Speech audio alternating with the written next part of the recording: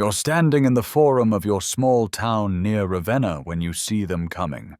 A group of hard-looking men in military dress, led by a tribune wearing the insignia of a Roman legion. They're accompanied by local magistrates who look uncomfortable, and you immediately understand what's happening.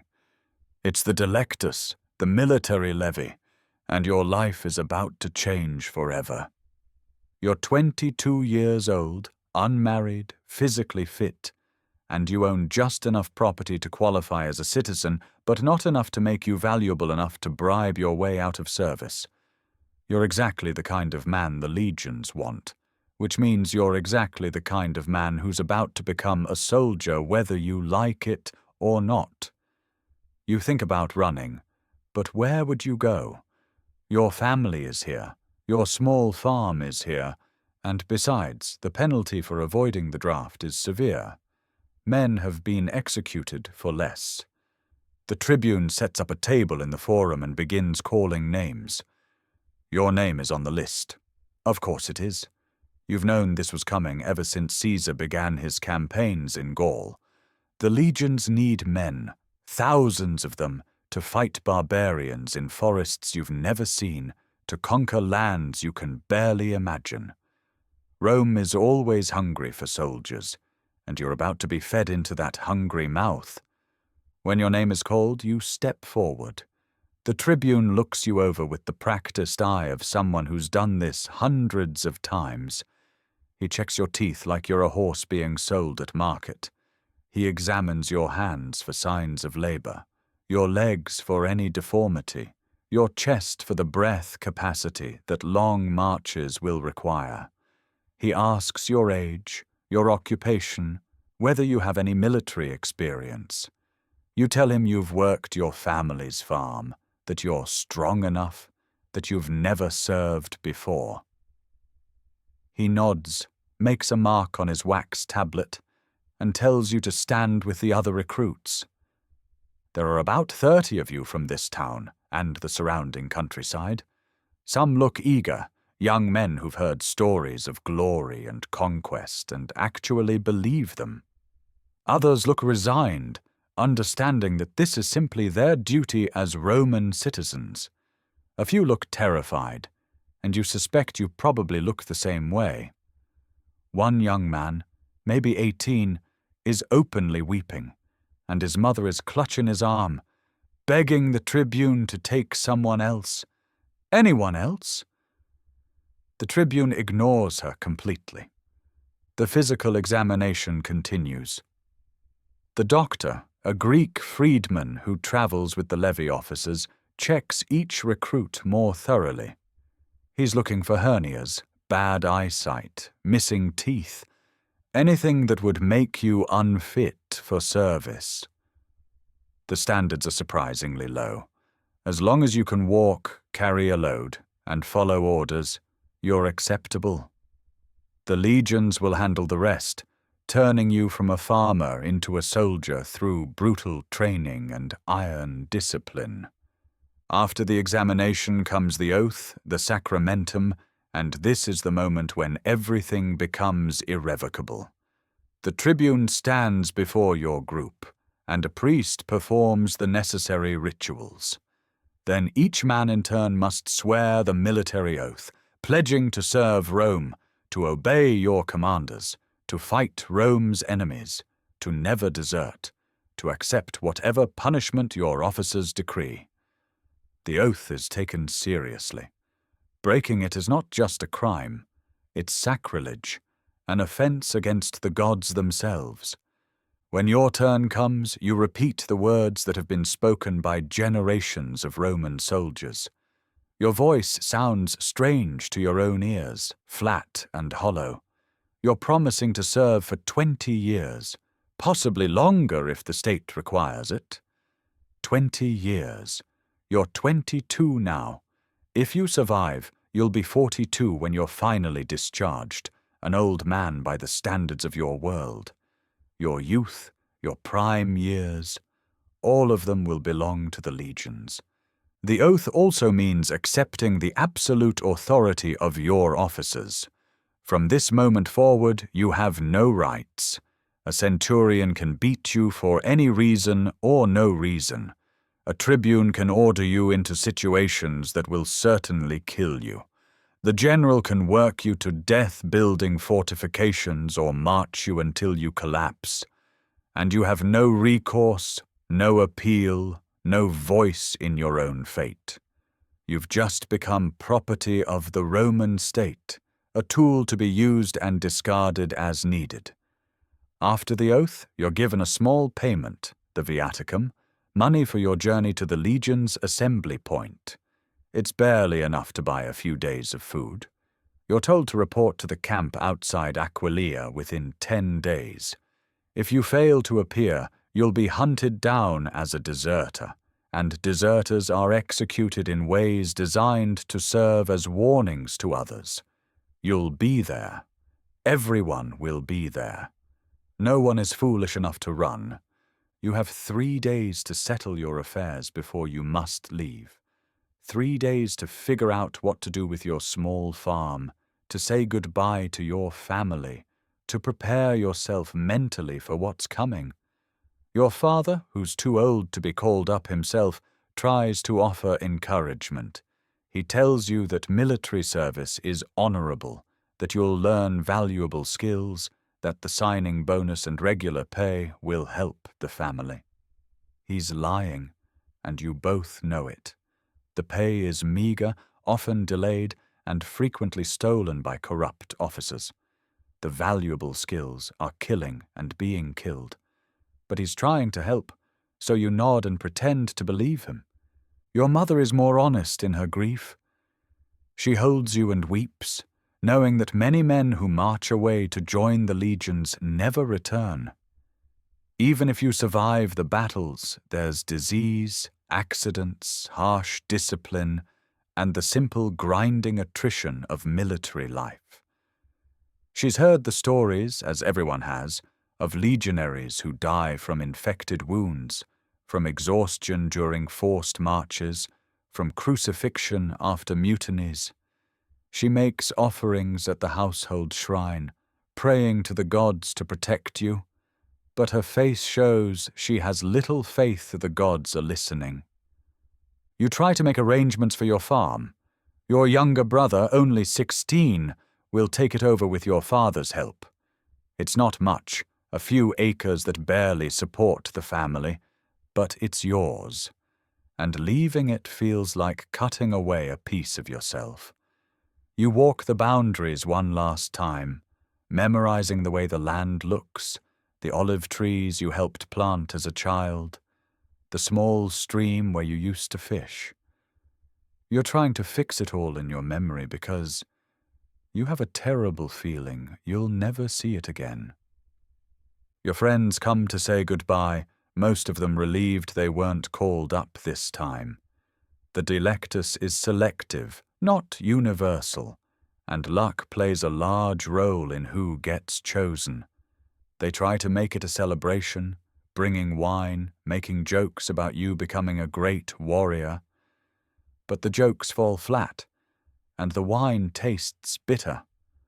One friend, Marcus, was levied 2 years ago, and hasn't been heard from since.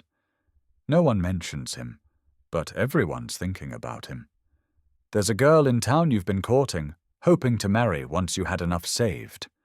You go to see her, thinking maybe you'll promise to return, maybe you'll ask her to wait for you. But when you arrive at her house, her father tells you she's not available, and you understand. No father wants his daughter tied to a man who might never come back, who even if he survives will be gone for 2 decades. You don't blame him. You don't blame her. You just add it to the growing list of things the legions have taken from you. On the morning you must leave, you gather your few possessions, a spare tunic, a cloak, some food for the journey, the viaticum money tucked carefully into your belt. You embrace your family one final time. Your mother presses a small charm into your hand, something to protect you. She says, Your father grips your shoulders and tells you to be brave, to remember you're a Roman. Your brother just stares at you, his eyes wide, probably imagining his own turn will come in a few years. You join the other recruits from your area at the forum.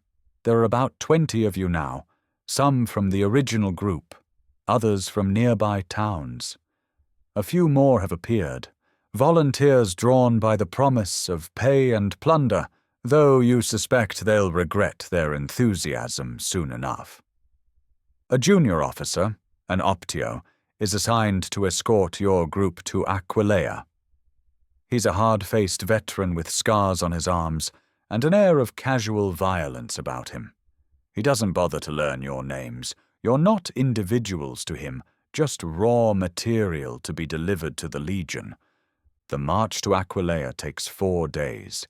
It's your first taste of what military life will be like, and it's miserable. The optio sets a brutal pace, and if anyone falls behind, he uses his staff without mercy. You're not carrying full military equipment yet, but even your small pack becomes heavy after hours of walking. Your feet develop blisters that burst and bleed, but the optio doesn't allow stops for such minor injuries. You walk through the pain, learning your first lesson about military service. Your comfort, your health, your suffering, none of it matters. Only the mission matters. Only keeping up matters, only obedience matters. At night, you camp rough, sleeping on the ground with only your cloak for warmth. The optio posts guards, even though there's no real danger on Roman roads. It's training, you realize, getting you accustomed to military routines. Some of the younger recruits huddle together, frightened and homesick. Others maintain a false bravado, talking big about the enemies they'll kill and the glory they'll win. You say nothing, conserving your energy, trying not to think about what's coming. You arrive at Aquileia to find a massive camp sprawling outside the city walls. Thousands of men are already here, some veteran legionaries, others recruits like yourself. The camp is a organized chaos of tents, training grounds, administrative areas, all laid out with geometric precision. You can hear shouting, the clash of training weapons, the tramping of feet as units drill. Smoke from cooking fires hangs over everything. The smell is overwhelming. Unwashed bodies, latrines, cooking food, leather and metal and sweat. The optio delivers your group to the recruiting station, where more officers process you with bureaucratic efficiency. Your name is recorded in the Legion's rolls. You're assigned to a century, one of 80 men who will be your brothers, rivals, and family for the foreseeable future. You're told which legion you'll be joining. Legio Ex Equestris, one of Caesar's veteran units. Some of the recruits look excited at this. You've heard enough to know that veteran units see more action, which means more danger, but also that they're better trained and have higher survival rates. Whether this is good or bad news, you can't yet tell. You're issued your first piece of military equipment, a wooden practice sword, heavier than a real gladius, used for training. You're also given a wooden shield, again heavier than the real thing. These will be your constant companions for the next months as you train. An officer explains that you'll train with overweight equipment so that when you finally receive real weapons, they'll feel light and easy to handle. It's your first exposure to Roman military logic, and you have to admit it makes sense, even as your arms already ache from carrying the practice sword. Then you meet your centurion, the man who will control every aspect of your life from this moment forward. Centurion Gaius Vorenus is a weather-beaten veteran with 30 years of service, scars covering his arms and legs. and eyes that seem to look through you rather than at you. He stands before your century of new recruits and speaks in a voice trained to carry over the noise of battle. You are no longer farmers, craftsmen, or citizens, he says. You are legionaries of Rome, or you will be if you survive training. Most of you will learn. Some of you will die trying. I don't care which, as long as those who survive are soldiers I can rely on in battle. For the next months you belong to me. I will teach you to march, to fight, to build, to obey. I will beat discipline into you. I will work you until you think you can't go on, and then I will work you harder. And when I'm done, you will be fit to stand in a Roman battle line. Or you will be dead. Those are your only options. He pauses, letting his words sink in, then adds, Your first lesson. When an officer asks if you understand, you answer, Yes, centurion. Now, do you understand? Yes, centurion! You shout along with the others, your voice mingling with 80 other voices, all of you already beginning to lose your individual identities, becoming parts of a larger machine. Centurion Vorenus nods. Good. Now drop your packs and give me 100 laps around this training ground. At a run. Anyone who stops before completing 100 laps will do another 100. Begin. And just like that, your training begins. You run until your lungs burn and your legs turn to water. You run until the recruit beside you vomits and keeps running. You run until you lose count and have to start over. You run because stopping means more running, because disobedience means punishment, because this is your life now, and you have no choice but to endure it. As the sun sets on your first day as a legionary recruit, you collapse on the ground with the others, too exhausted even to feel despair. Your old life is gone. Your freedom is gone. Your future is gone, replaced by 20 years of this. Running, drilling, marching, fighting, dying. You're no longer a person with hopes and dreams. You're a legionary of Rome, and Rome owns you completely. Welcome to Caesar's legions. Your real education in suffering has only just begun. The screaming starts before dawn. You're jolted awake by the sound of Centurion Vorenus and his optio moving through the barracks, banging their vine staffs against bed frames and support posts, shouting at maximum volume. Up! Up! On your feet, you worthless dogs! Move! You scramble out of your bunk, your body still aching from yesterday's 100 laps and the day before's marching. There's no time to stretch, no time to fully wake. Within seconds, you're expected to be standing at attention with the rest of your contubernium, your tent group of 8 men who will be your closest companions throughout your service. It's still dark outside. You have no idea what time it is, but you're learning that time is irrelevant in the legions. You wake when ordered, sleep when permitted, and everything in between belongs to your centurion. You dress quickly in your tunic, lace your caliga, the heavy military sandals that you're still not accustomed to, and stumble outside with the others. The morning air is cold, and mist hangs over the training ground. Around you, hundreds of other recruits are doing the same, assembling in their centuries, waiting for orders. Centurion Vorenus surveys his century with evident displeasure. Too slow, he announces. You took nearly 3 minutes to assemble. In combat, the enemy won't wait for you to wake up properly. Tomorrow you'll do it in 2 minutes, or you'll spend the morning doing it over and over until you get it right. Now, 20 laps around the camp. At a run. Go. You run.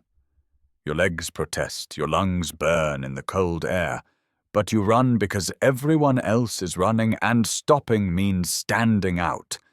And you've already learned that standing out is dangerous. The recruit who complained yesterday about the pace was made to run an extra 50 laps carrying a log. He collapsed halfway through and was beaten with vine staffs until he got up and continued. You have no desire to be that recruit. After the run comes physical training, and this is where you begin to understand what the Roman military means by conditioning. Vorenus has his century performing exercises that seem designed less to build strength than to break spirits. Push-ups with your fingers in the dirt, holding your body rigid while he walks among you, pressing down on men's backs to test their stability, striking with his vine staff anyone who sags, squats while holding heavy stones at arm's length, carrying other recruits on your back while running, wrestling matches that continue until someone submits or can no longer stand.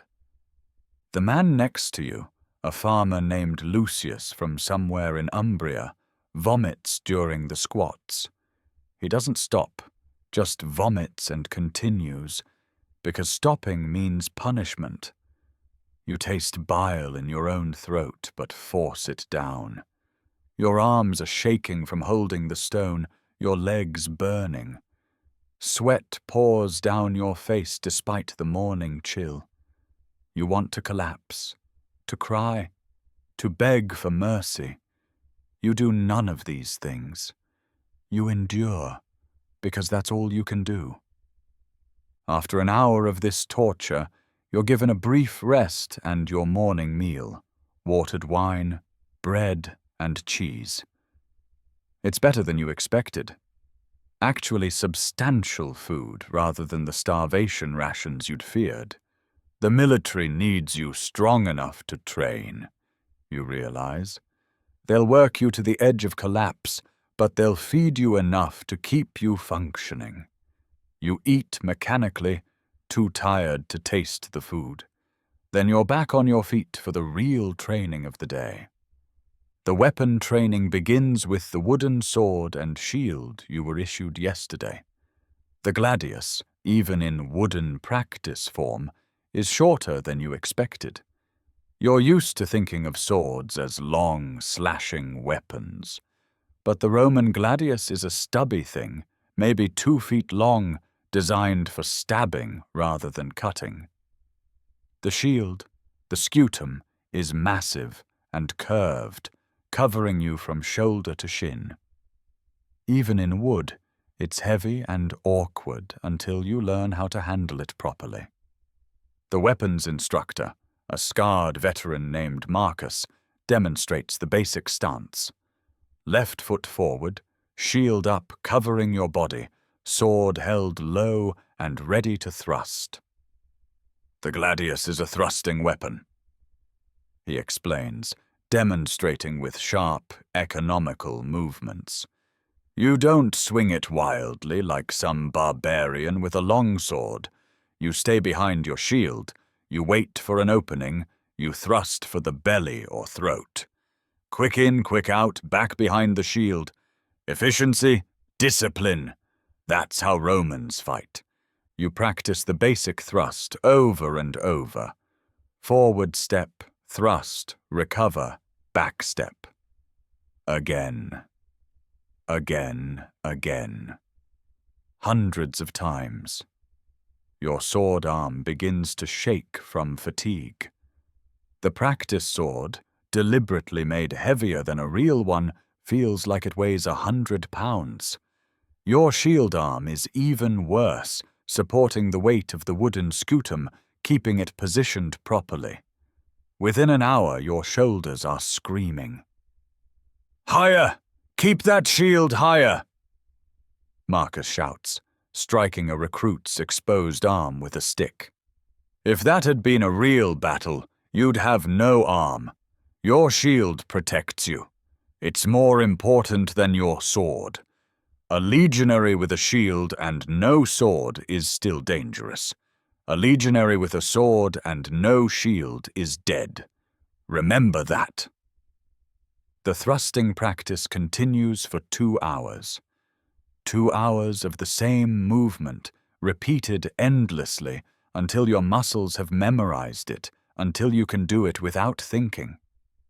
This is Roman training methodology, you're learning. Repetition. Drilling the same action again and again until it becomes automatic, so that in the chaos of battle, when your mind is paralyzed with fear, your body will still know what to do. Next comes formation practice. Your century is arranged in lines, 8 men deep, 10 men wide. This is the basic Roman infantry formation, the backbone of the legion's power. You stand shoulder to shoulder with your fellow recruits, shields overlapping to create a wall of wood and metal. The formation is everything, Centurion Varanus explains, walking along the ranks. As individuals, you're nothing, weak, vulnerable. But in formation, you're invincible. The shield wall is your fortress. You maintain it no matter what. The man to your left and right depends on you to keep your position. You depend on them. Break formation and everyone dies.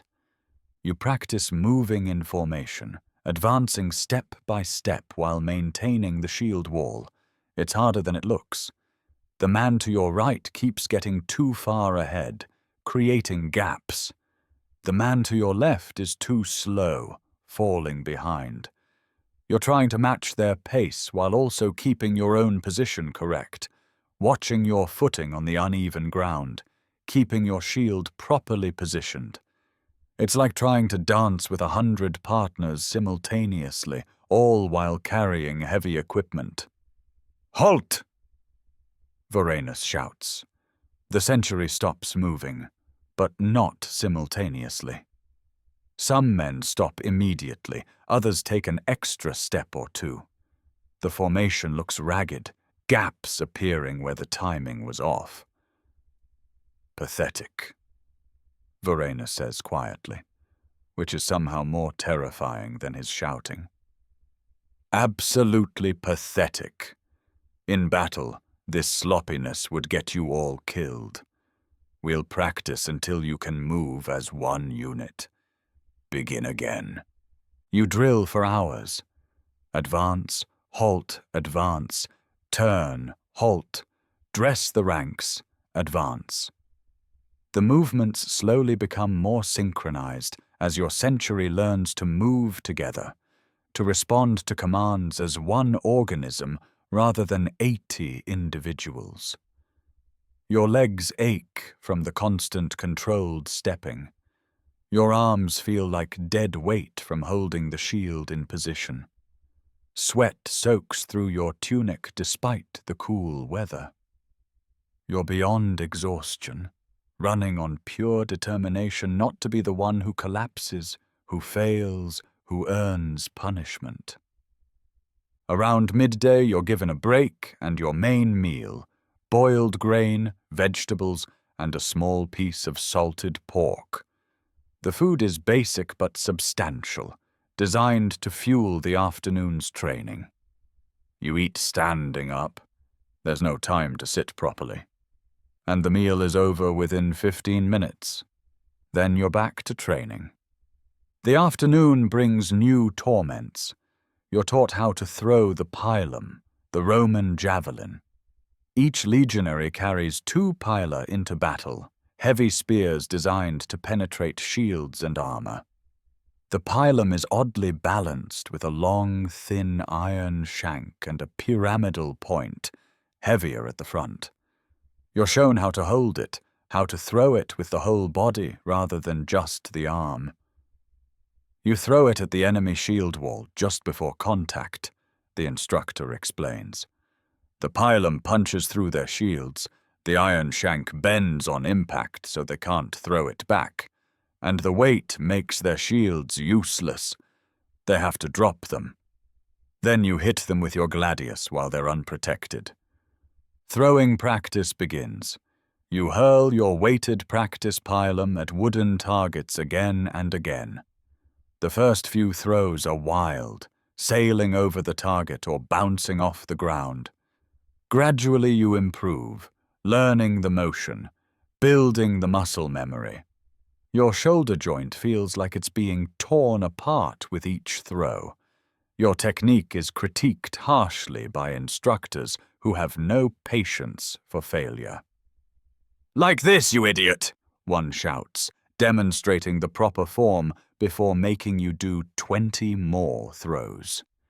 Interspersed with weapon training is constant physical conditioning. Sprints while carrying weighted packs, long marches with full equipment, climbing walls and obstacles, swimming in full gear in a nearby river because legionaries need to cross water obstacles, wrestling and boxing matches to build aggression and the willingness to engage in close combat. The training is deliberately brutal, designed to push you past what you think your limits are, to prepare you for the horrific demands of actual warfare. Throughout all of this, the centurion and his subordinates maintain discipline with their vine staffs. Step out of line, move too slowly, show insufficient enthusiasm, and you'll feel the staff across your shoulders or legs. The blows are painful but not crippling, carefully calibrated to hurt and motivate, without causing serious injury that would interrupt training. You learn to fear that staff, to move faster when you see it raised, to push through exhaustion and pain to avoid its impact. Some recruits don't adapt. There's a young man, maybe 19, who simply can't handle the physical demands. He falls behind on runs, fails to complete the required exercises, moves too slowly in formation drill. The punishments escalate: extra laps, extra exercises, public humiliation. Finally, he's beaten severely and given one last chance. "Tomorrow you keep up or you're transferred to the baggage train," Vorenus tells him. "You'll spend your 20 years carrying other men's equipment instead of being a real legionary. Your choice." The threat works. The next day, the young man pushes himself beyond what seemed possible, completing the training despite obvious pain and exhaustion. He's learned what you're all learning. The body can do far more than the mind thinks it can, and the Roman military is expert at forcing you past your perceived limitations. In the evening, after a full day of this torture, you're not done. There's equipment maintenance to learn. How to properly care for your practice weapons, clean them, oil them. How to repair your clothing and sandals. You'll be responsible for maintaining your own gear when you're a real legionary. How to properly arrange your equipment for inspection. The attention to detail is obsessive. Everything must be exactly right, arranged precisely as regulations demand, or you'll be punished and made to do it again. You're also learning military protocols and procedures, how to address officers properly, how to salute, how to stand at attention. The chain of command from the lowest recruit up through the optio, the centurion, the tribunes, all the way to the legate, who commands the entire legion. You're taught that orders are absolute and questioning them is mutiny. You're taught the system of military punishments, from minor beatings up through flogging, execution, and decimation for entire units that fail badly enough. The lessons are reinforced with examples. A recruit who talked back to an optio is dragged before the century and beaten bloody while Vorenus explains that insubordination will not be tolerated ever under any circumstances. Another recruit who was caught stealing food from a fellow soldier is flogged, 10 lashes that leave his back a mass of bloody welts. Theft from your brothers is the worst crime, Vorenus explains as the punishment is administered. In battle, you depend on each other absolutely. A man who steals is a man who can't be trusted. We have no use for such men. As darkness falls, you're finally allowed to rest. You return to your barracks, every muscle in your body aching, your hands blistered from gripping weapons all day, your feet raw in your caligae. You collapse onto your bunk, too tired even to eat the evening meal of bread and cheese that's provided. Around you, other recruits are doing the same, some groaning in pain, others silent in exhaustion. Your contubernium, the 8 men you share quarters with, are becoming familiar faces through shared suffering. There's Lucius the farmer who vomited during morning exercises. Marcus, a city boy from Rome who keeps bragging about his toughness despite barely keeping up. Gaius, an older recruit, maybe 30, who served before in the auxiliaries and has some idea what he's in for. Quintus and Sextus, brothers from a small town, barely adults who huddle together at night. Titus, silent and grim, who never complains but whose eyes show his hatred of every moment. And Appius, who tries to maintain optimism despite everything, insisting this will get easier, that it will be worth it in the end. You don't know these men well yet, but you're bound to them now. You eat together, train together, suffer together. In combat, you'll fight beside them, depend on them, possibly die with them. The Roman military deliberately creates these tight bonds between members of a contubernium, understanding that men will fight harder for their immediate brothers than for abstract concepts like Rome or glory. Before sleep, Gaius, the former auxiliary, offers some advice. "It gets worse," he says quietly. "This basic training is preparing you for the real hardship. Wait until we start doing forced marches with full equipment. Wait until we're building practice camps every night. Wait until winter training in the mountains. This?" He gestures at the barracks full of exhausted men. "This is the easy part. They're just teaching you the basics now. Later they'll teach you what it means to be a legionary." His words aren't comforting, but they're honest, and you appreciate that more than false optimism. You close your eyes, trying to find sleep despite the pain in your body and the dread in your heart. Tomorrow will bring more of the same. The pre-dawn wake-up call, the brutal physical training, the endless weapon drills, the harsh discipline. Day after day, week after week, month after month, until you're transformed from a civilian into a soldier, your body hardened, your spirit either forged into steel or broken completely. You drift into an exhausted sleep, your last conscious thought, a memory of your farm, your family, your old life that seems impossibly distant now, as if it belonged to someone else entirely. In a sense it did. That person is gone. In his place is a recruit of Rome, property of the legions, being systematically broken down so he can be rebuilt as a weapon. Welcome to basic training. You're beginning to understand why men fear the Roman legions. Soon you'll be one of the reasons they fear. The morning centurion Vorenus announces equipment distribution. You feel a mixture of excitement and dread. You've been training with wooden practice weapons for 6 weeks now, and the prospect of receiving your actual military gear seems like progress, like becoming a real legionary instead of just a recruit.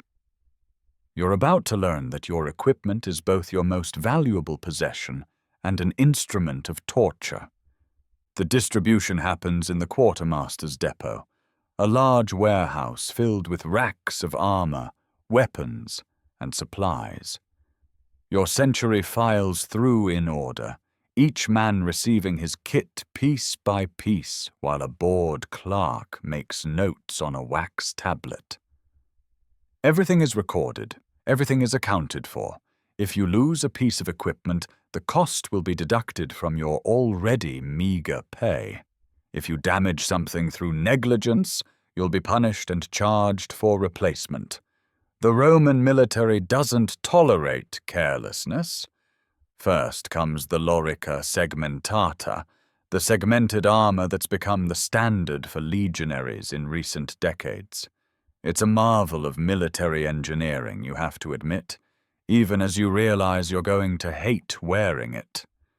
The armor consists of iron strips curved to fit your torso, held together with leather straps and brass fittings. It's designed to be flexible while still providing excellent protection, covering your shoulders, chest, back, and abdomen. The clerk helps you into it, showing you how the sections connect, how to tighten the straps properly. The weight settles onto your shoulders, and you understand immediately why this is going to be a problem. The armor alone weighs about 20 pounds, and it's not evenly distributed. Most of the weight sits on your shoulders, pressing down constantly. The iron strips dig into your skin even through your tunic. The armor restricts your movement somewhat, especially reaching above your head or bending at the waist. You shift uncomfortably, trying to find a position where it doesn't hurt, and the clerk laughs without humor. "You'll get used to it," he says. "Or at least you'll stop noticing after a while. Maybe." Next comes your helmet, the galea. It's iron with a reinforced bowl protecting your skull, cheek guards that frame your face, and a neck guard projecting from the back. There's a reinforcing strip across the brow, and a holder for the crest that you'll only wear on parade or in battle. The helmet is heavy. Another 4 or 5 pounds sitting on top of your head, and it immediately gives you a headache. The cheek guards restrict your peripheral vision and muffle your hearing. You feel enclosed, trapped, your senses dulled by the metal surrounding your head. Your shield comes next, the scutum that will be your constant companion and most important piece of equipment. Unlike the wooden practice shield, this is the real thing. A curved rectangular shield made of 3 layers of wooden strips glued together in alternating directions, covered with canvas and leather, with an iron boss in the center and metal edging around the rim. It's huge, about 4 feet tall and 2.5 feet wide, curved to wrap around your body. And it's heavy. 18 pounds of wood, leather and metal that you'll be carrying everywhere. The clerk shows you how to hold it properly, your arm through the horizontal grip, your hand grasping the vertical handle behind the iron boss. The shield never leaves your left hand in combat, he explains. It's not just for defense. You can use the boss to punch an enemy in the face, knock him off balance. The edge can strike like a blade. It's a weapon as much as protection. And in formation, your shield protects the man to your left as much as yourself. His shield protects you. Remember that. Your gladius comes in a scabbard that hangs on your right side, suspended from a belt across your chest. The real gladius is lighter than the weighted practice sword you've been training with, and when you draw it for the first time, it feels almost delicate in your hand. The blade is about 20 inches long, leaf-shaped, tapering to a brutal point. Both edges are sharp, but it's clearly designed for stabbing rather than slashing. The balance is different from the practice sword, weighted toward the handle, making it quick and maneuverable. You receive 2 pila, the heavy javelins that are the legionary's primary ranged weapon. Each is about 6 feet long with a thin iron shank and a pyramidal point. They're surprisingly heavy, perhaps 4 or 5 pounds each, weighted toward the front for penetration. The shank is deliberately made soft iron, so it bends on impact, preventing enemies from throwing your own weapons back at you and making shields that have been struck unusable due to the dangling weight. Then comes your dagger, the pugio, worn on your left hip. It's a short, double-edged blade, maybe 8 inches long, useful for close quarters work or as a tool. You also receive a leather balteus, a military belt studded with metal plates worn over your armor. It serves partly as decoration, partly as additional protection for your groin, and mostly as a symbol of your status as a soldier. Civilians aren't permitted to wear the balteus.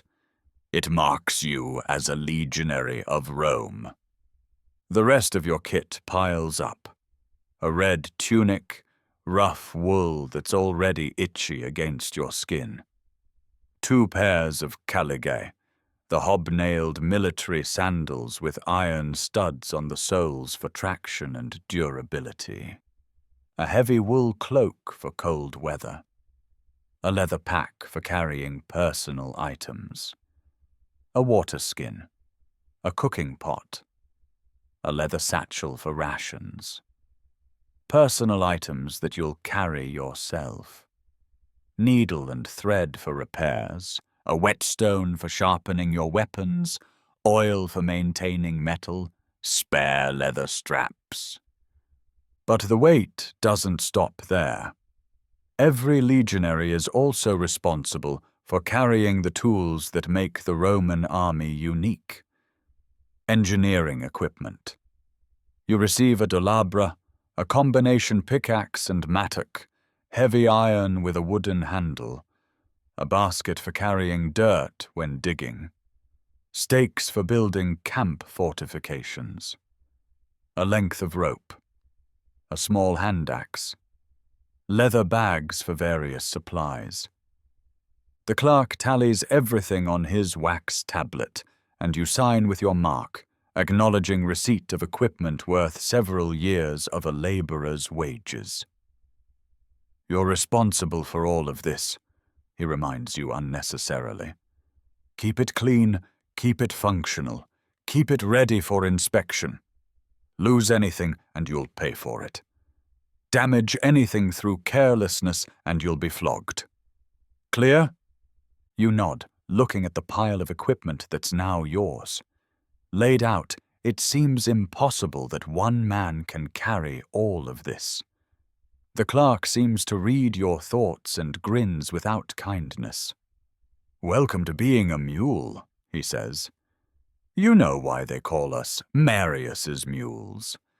Because of General Marius, who reformed the legions and decided every soldier should carry his own equipment.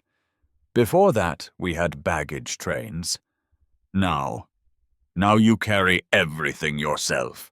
You're a soldier and a pack animal both."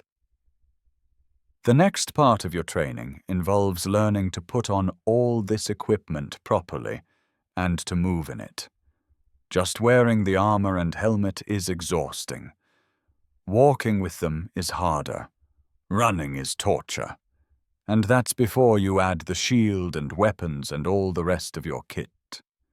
Centurion Varenus has your century dress in full equipment, then orders you to run laps. Within minutes you're gasping for breath, your shoulders screaming from the weight of the armor, your head pounding from the helmet bouncing with each step. Men start to fall behind. The Optio runs alongside the formation, his vine staff rising and falling on the shoulders of anyone who slows too much. "In battle you'll be wearing all this and more," he shouts. "You'll march 20 miles in full kit, then fight, then build camp. You think it's hard running laps? This is nothing. Move faster." After the run comes drill with full equipment. All the formations you practiced with wooden swords and shields, now you do them again with real gear. Everything is harder. The shield is heavier than the practice version, making your arm tire faster. The armor restricts your movement, making the precise steps of formation drill more difficult. The helmet limits your vision and hearing, making it harder to maintain position with your neighbors. You practice the shield wall, standing shoulder to shoulder, shields overlapping to create a continuous barrier. In full equipment, maintaining this for more than a few minutes is exhausting. Your shield arm burns, your legs shake from supporting not just your body weight, but all the additional weight of your armor and gear. Sweat pours down your face inside your helmet, stinging your eyes, but you can't wipe it away without breaking formation. Then comes the real revelation of horror, learning to march with full kit. Vorenus has the century assemble all their equipment, everything you've been issued, and pack it onto a wooden carrying pole, a furca, that you balance on your shoulder. When everything is assembled, armor, helmet, shield, weapons, tools, personal kit, rations, water, cooking equipment, the load weighs approximately 60 pounds. 60 pounds balanced on a pole on your shoulder, plus whatever you're wearing or carrying in your hands. The first time you hoist the furca onto your shoulder and try to walk, you nearly collapse. The weight is distributed badly, all of it pressing down on one side, throwing off your balance. The pole digs into your shoulder painfully. Items tied to the pole swing and shift with each step, making the load feel even heavier and more unwieldy. You take a few tentative steps and already your shoulder is aching, your back protesting. 20 miles, Vorenus announces. Full kit, standard pace. Anyone who falls out without permission will be beaten and carry double load tomorrow. Begin. The march begins, and within the first mile, you understand why veterans talk about the forced marches with such dread. The weight never lightens. Your shoulder becomes a point of pure agony where the pole presses down. You try shifting the pole to your other shoulder for relief, but that side hasn't developed the calluses yet, and hurts even worse. The items hanging from your furca bang against your legs with each step. Your shield, strapped to the pole, catches the wind and tries to pull you sideways. Your helmet bounces on your head, giving you a splitting headache. Your caligae, still not fully broken in, raise new blisters on your feet. The pace Vorenus sets is brutal. Not quite a run, but faster than a comfortable walk. It's a ground-eating stride that eats up distance but requires constant effort to maintain. Men around you are suffering visibly, faces red with exertion, breathing hard, stumbling occasionally under their loads. The formation becomes ragged as stronger men pull ahead and weaker ones fall behind. Vorenus and his subordinates range up and down the column, striking with their vine staffs, shouting encouragement that sounds more like threats. After 5 miles, your entire body is screaming. Your shoulder feels like the bone is being crushed under the pole's weight. Your back aches from the unnatural posture required to balance the load. Your legs burn from the constant movement. Your feet are agony, the hobnails in your caligae transmitting every stone and imperfection in the road directly to your soles. You're soaked with sweat despite the cool weather. You want desperately to stop, to rest, even for just a moment. You don't stop. Nobody stops. Stopping means punishment, means being marked as weak, means failing the test. So you keep walking, one foot in front of the other, mechanically, mindlessly, focusing only on maintaining the pace and not collapsing. The miles blur together in a haze of pain and exhaustion. Your mind begins to wander, to disconnect from your body's suffering, and you find yourself thinking about nothing at all, just existing in a state of pure endurance. Around mile 15, a recruit near you, Marcus, the city boy who was always bragging, finally collapses. He just stops walking and crumples to the ground, unconscious from exhaustion and heat. The column doesn't stop. Vorenus sends 2 men to drag Marcus to the side of the road and splash water on his face until he revives.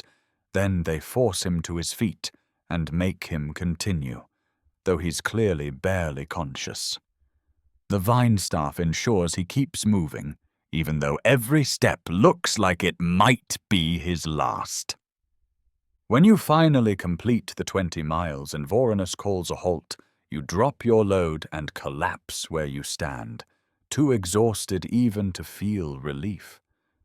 Around you, the entire century is in similar condition, men lying on the ground gasping, some crying openly from pain and exhaustion. Your shoulder has a deep purple bruise where the pole rested. Your feet are bleeding inside your caligae. Every muscle in your body is screaming. "On your feet!" Vorenus shouts before you've had even 5 minutes of rest. "We build camp. You think the enemy waits while you recover from a march? Up!" And that's when you learn the other brutal reality of legionary life. After marching 20 miles in full kit, you don't get to rest. You have to build a fortified camp.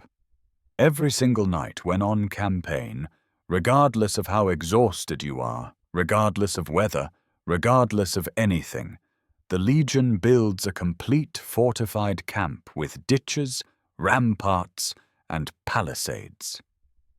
Vorenus has his century lay out a practice camp, showing you the standard dimensions and layout that every legionary camp follows, whether it holds 1 century or an entire legion. The design is always the same, so standardized that any legionary can find his way around any camp in complete darkness. "You'll be doing this every night on campaign," he explains. "No matter how tired, no matter what conditions, the camp is your fortress. It's what keeps you alive when you're deep in enemy territory. You'll learn to build it fast, build it right, build it even when you think you can't move another muscle. You're assigned to ditch-digging duty. Using your delabra, you begin excavating the defensive ditch that will ring the camp. The ground is hard, the work brutal, and you're already exhausted from the march. Your blistered hands can barely grip the tool. Your aching muscles protest every swing.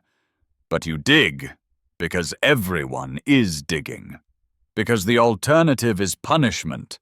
Because this is what legionaries do. The ditch must be a certain depth and width, the excavated dirt piled behind it to form a rampart, stakes driven into the top of the rampart to create a defensive palisade. It's hours of back-breaking work performed by men who are already beyond exhaustion. Some recruits can barely lift their tools. Others work mechanically, like automatons, their minds shut down and their bodies running on pure discipline. By the time the practice camp is complete, it's full dark and you've been awake and active for nearly 18 hours. You're given your evening ration: bread, cheese, a little wine, and permitted to collapse in your tent. You're too tired to eat properly. Just force down enough food to stave off complete collapse. Then you're unconscious the moment you lie down. This becomes your new routine. Forced marches with full kit, followed immediately by camp construction, day after day. Your body adapts slowly. The shoulder that carries the furka develops a thick callus. Your feet harden, the blisters turning to tough skin. Your muscles strengthen from constant use.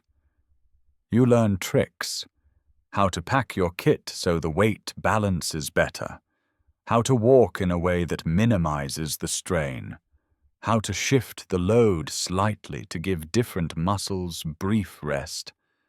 But you never get used to it, not really. Every march is still brutal. Every camp construction is still exhausting. You just learn to endure it, to push through the pain and fatigue, to keep functioning when your body is screaming at you to stop. This is what the training is designed to do: teach you that your body can do far more than you think.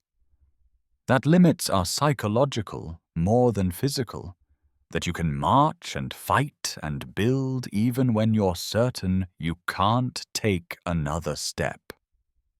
The equipment becomes an extension of yourself.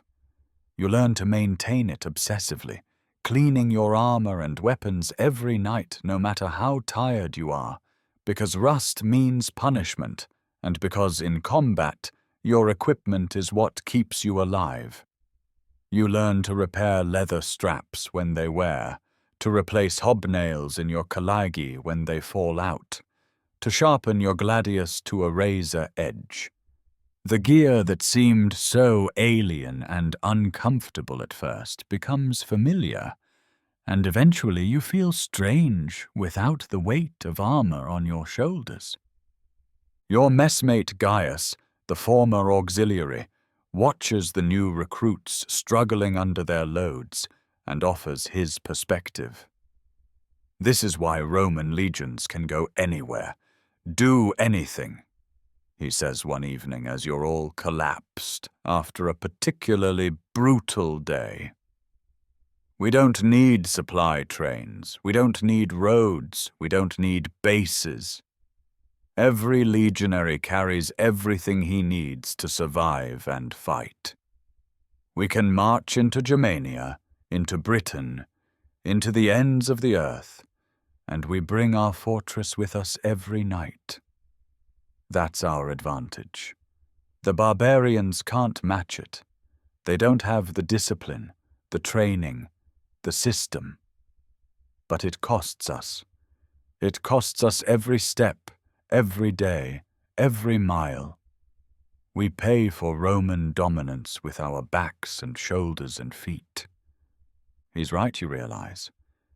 The equipment, the marching, the camp building, it's all part of what makes the Roman military machine function so effectively.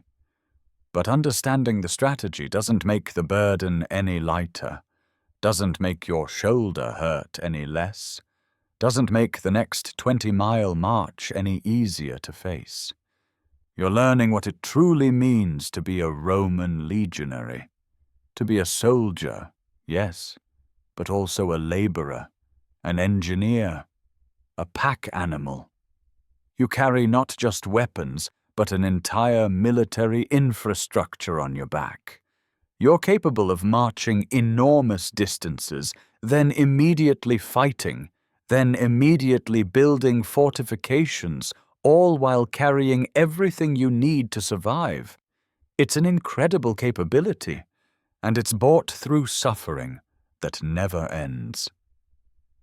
As you fall asleep that night, your equipment stacked carefully beside your bunk, ready for tomorrow's inevitable march and drill, you think about the veterans in the real legions, the men who've done this not for weeks, but for years, who've marched across Gaul and Germania carrying these same loads, who've built camps 1,000 times. How do they endure it? How do they keep going year after year under these crushing burdens? You're beginning to suspect the answer is that they don't really endure it. Something in them breaks, or maybe transforms into something harder and less human. The man who can carry 60 pounds for 20 miles, then dig ditches, then fight a battle, then do it again the next day and the next.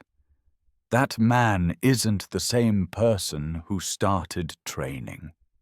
He's been forged into something else, something stronger, but also something damaged, shaped by suffering into a perfect instrument of Roman military power. You're becoming that man, whether you want to or not. The horn sounds at 3 in the morning, 2 hours before dawn, shattering what little sleep you manage to get. This isn't the usual wake-up call. This is the signal for a forced march, and you know from bitter experience what that means. You have 15 minutes to dress, pack your equipment, eat something, and assemble in formation. 15 minutes to prepare for what will likely be the worst day of your life so far, though you've thought that about many days recently, and been proven wrong when the next day was somehow worse. You move through the darkness by feel and memory, your hands finding your equipment automatically after weeks of the same routine. Tunic on, caligae laced, armor strapped into place, helmet secured. Your fingers work the buckles and ties without conscious thought while your mind is still foggy with interrupted sleep.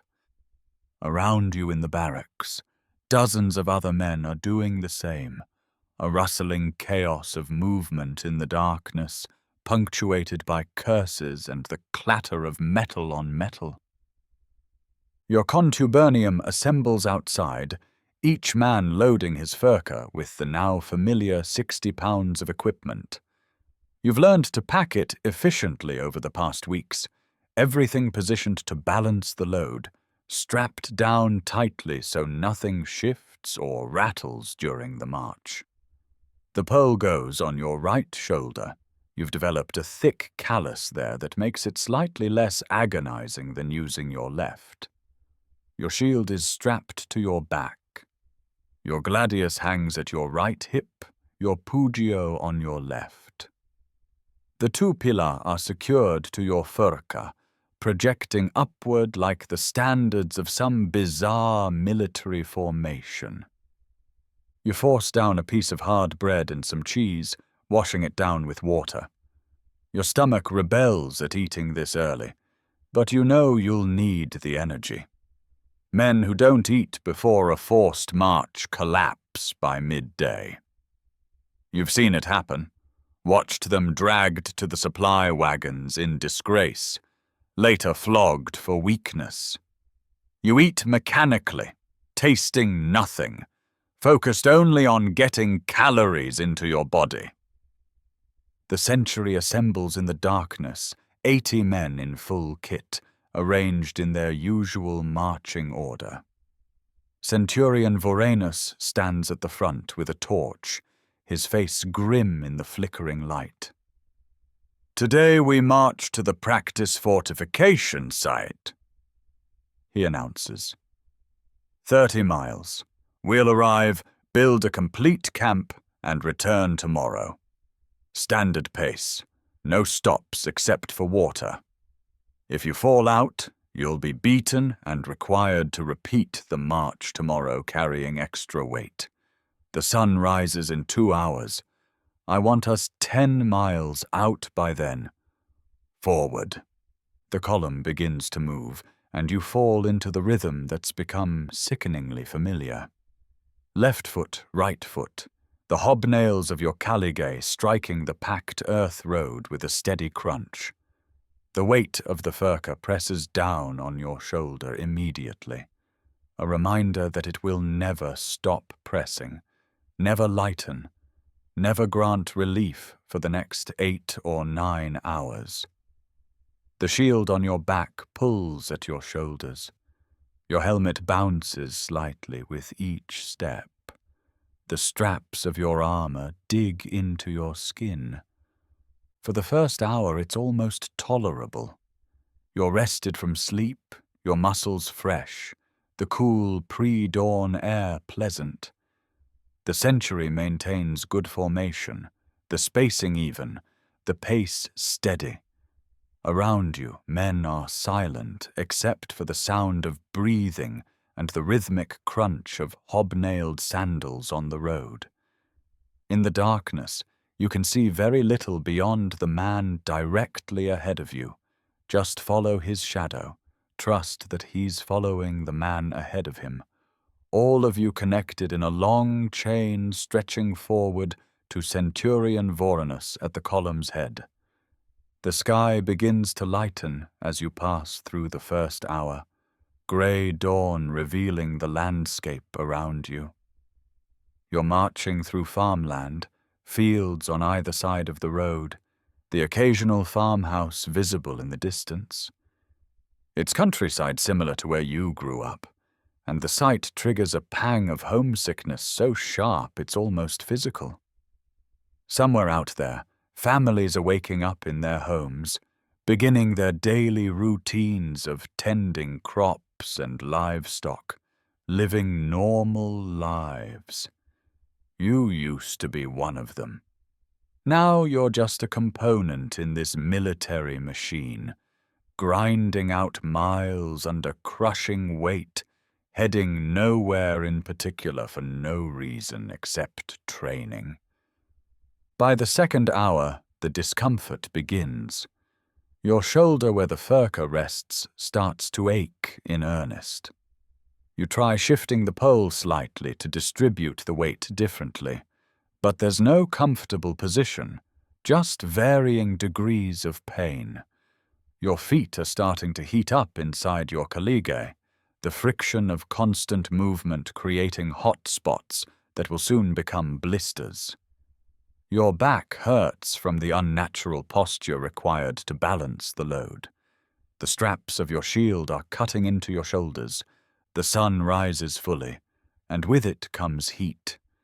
It's not summer, thank the gods, but even spring sunshine becomes oppressive when you're wearing metal armor and marching under a heavy load. Sweat begins to trickle down your face, stinging your eyes. Your tunic is soaked, chafing against your skin with every step. The inside of your helmet becomes a furnace, trapping heat against your skull. You fantasize about water, about rest, about removing this cursed equipment and lying down in the shade. You get none of these things. The column maintains its relentless pace. Vorenus and his Optios range along the formation, watching for any sign of weakness, their vine staffs ready. "Maintain spacing!" one shouts. "Close up that gap! Move faster!" The staff strikes a man who's lagging, and he jerks forward, stumbling slightly under his load, but managing to maintain his footing and pick up his pace. At the 3-hour mark, you're allowed a brief water stop. The century halts, and you drop your furca gratefully, though you remain standing. Sitting down would make it too hard to get back up. You drink from your water skin, the warm liquid barely refreshing, but at least wet. The stop lasts perhaps 5 minutes, barely enough time for your heart rate to drop, and then you're hoisting your load again and continuing. The third hour turns into the fourth, and this is where the march becomes truly hellish. Every part of your body hurts now.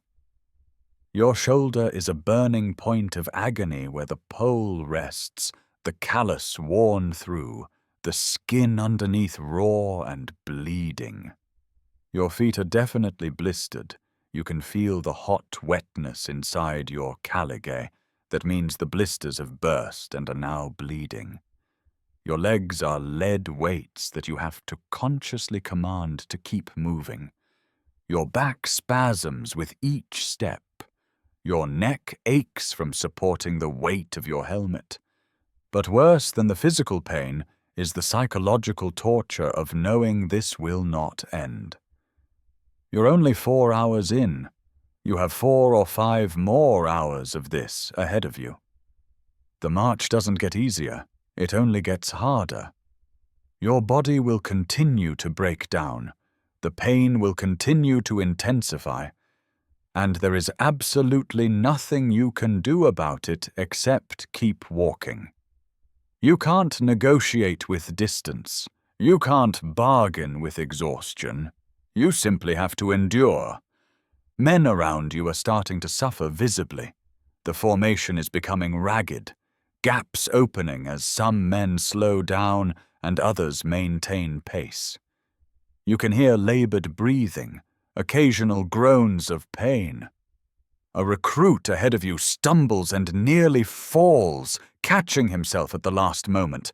The optio is there immediately, his staff rising and falling on the man's shoulders.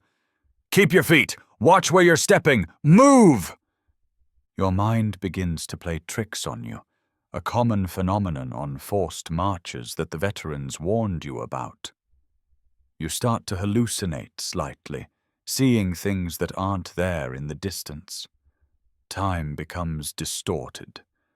Sometimes it feels like hours have passed, and you check the sun to find it's only moved slightly.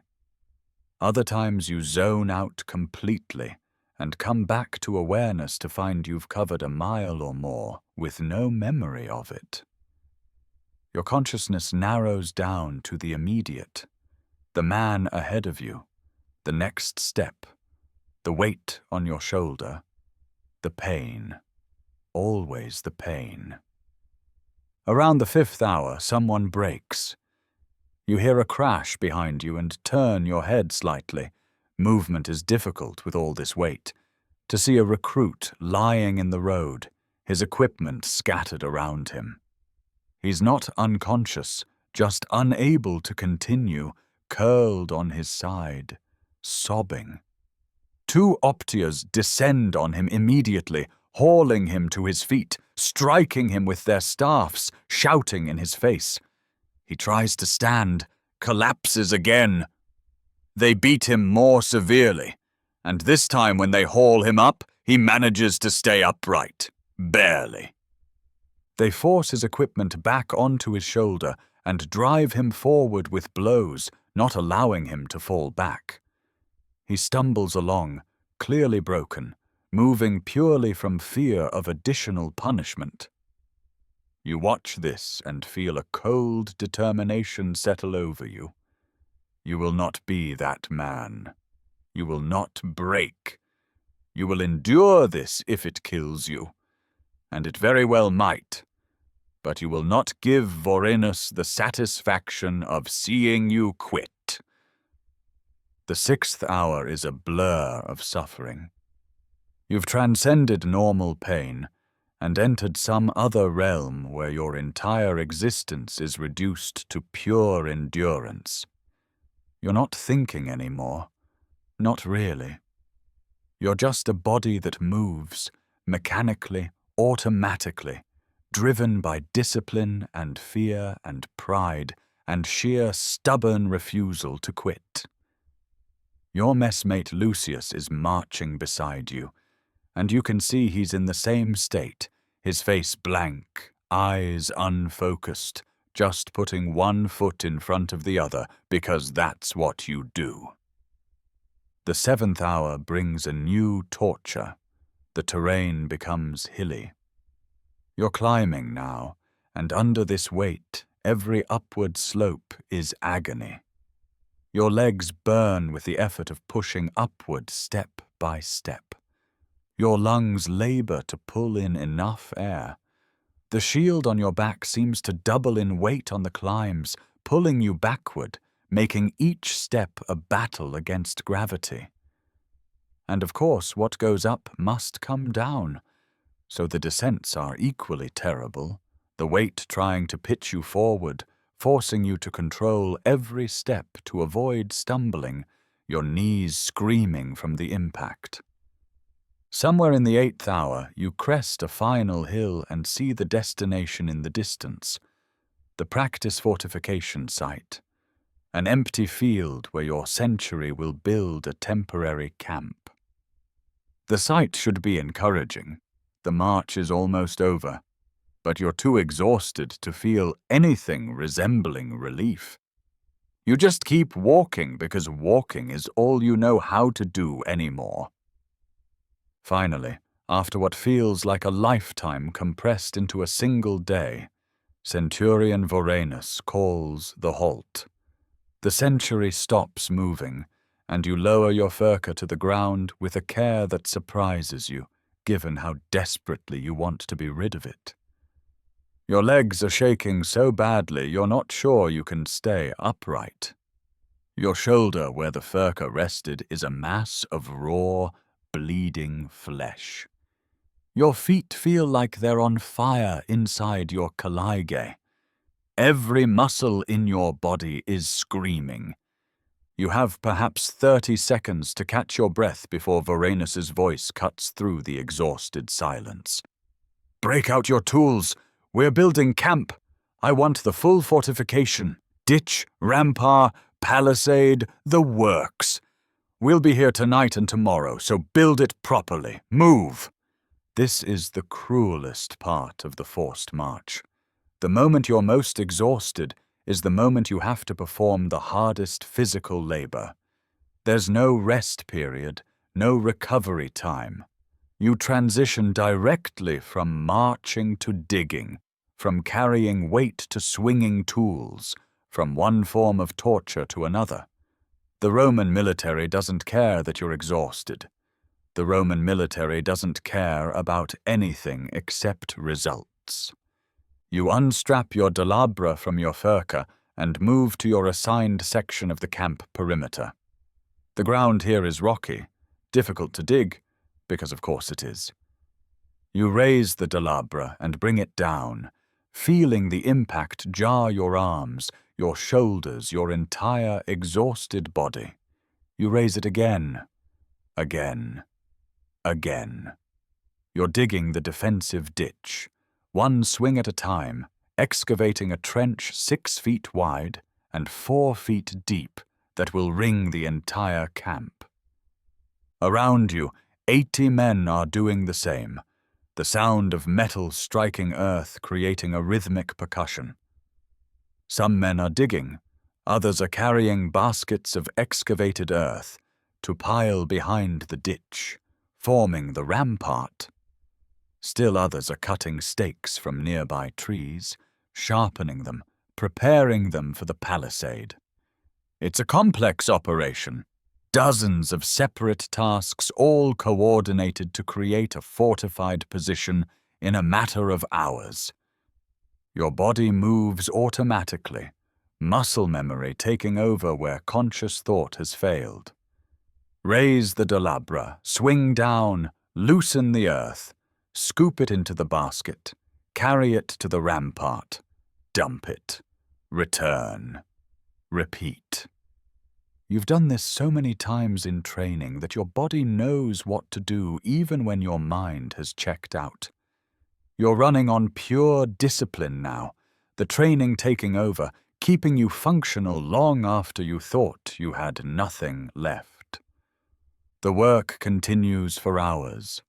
The ditch slowly deepens, the rampart slowly rises. Your hands, already blistered from carrying the furca, develop new blisters from gripping the tool. Your back, already strained from the march, screams with each swing. Your legs, already exhausted, somehow find the strength to keep moving as you haul basket after basket of dirt. You're beyond pain now, in some state where suffering is so total that it becomes almost abstract, something happening to your body but not really touching your consciousness. As the sun begins to set, the camp finally takes shape. The ditch is complete, the rampart rises behind it, the palisade stakes are driven into the rampart's top. The interior is laid out in the standard grid pattern, tent sites marked, the command post positioned at the center. It's a miniature fortress, built in an afternoon by exhausted men using hand tools, and despite your misery, you feel a strange pride in it. This is what Roman legionaries do. This is the capability that makes Rome's military supreme. You're finally allowed to set up your tent, 8 men working together to erect the leather shelter that will house your contubernium. Your hands are shaking so badly you can barely tie the ropes, but somehow you manage. The tent goes up, your equipment is stowed inside, and you collapse onto the ground, too exhausted even to care about food. But food is mandatory. The optio comes through the camp, checking that every man is eating his rations. You force down bread and cheese and some kind of stew made from grain and vegetables, your stomach rebelling at first, but eventually accepting the food. Your body needs the calories desperately after the day's exertion. You drink water until your stomach sloshes, rehydrating after sweating out gallons during the march. After eating comes the mandatory equipment maintenance. Despite being utterly exhausted, you have to clean your armor, oil your weapons, check all your gear for damage. The inspection will happen tomorrow morning, and any equipment found wanting will earn you punishment. So you clean your gladius until it shines, you oil the leather of your shield, you check every strap and buckle. Your messmates are doing the same, all of you moving slowly, mechanically, like the walking dead. Finally, hours after the march ended, you're permitted to sleep. You crawl into your tent, lie down on the hard ground with only your cloak for padding, and you're unconscious within seconds. Your sleep is deep and dreamless, your body shutting down completely to attempt whatever recovery is possible in the few hours before you'll be woken again. The next morning, you wake to discover that your body has stiffened overnight into something barely functional. Every movement is agony. Your shoulder where the furca rested has scabbed over, but the scab cracks and bleeds when you try to move your arm. Your feet are a disaster. Multiple blisters, both fresh and old, some infected. Your legs are so stiff you can barely stand. You're not alone. Around you, every recruit is moving like an old man, groaning and cursing as they try to force their battered bodies back into function. And of course, today you get to march 30 miles back to the main camp, with full kit. At standard pace. The cycle begins again. Gaius, the former auxiliary, watches the recruits limping around camp and shakes his head. In the real legions, on campaign, you do this every day, he says quietly. 30 miles is nothing. Caesar once marched his legions 60 miles in a single day to relieve a siege.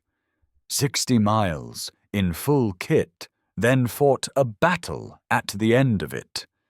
That's what you're training for.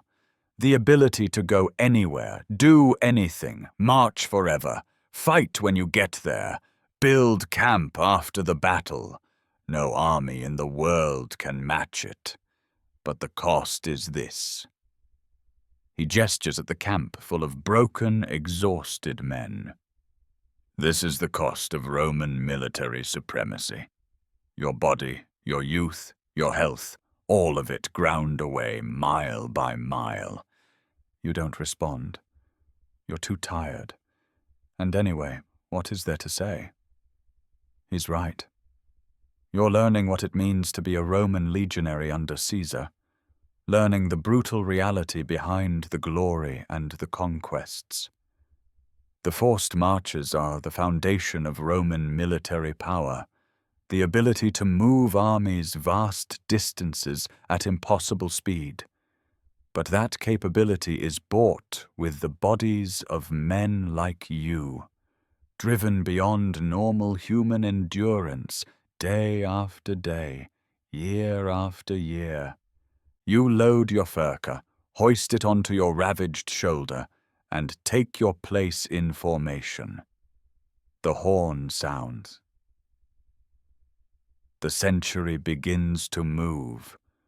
Left foot, right foot, the hobnails striking the road 30 miles ahead of you, and all you can do is put one foot in front of the other and hope you survive to see the end of it.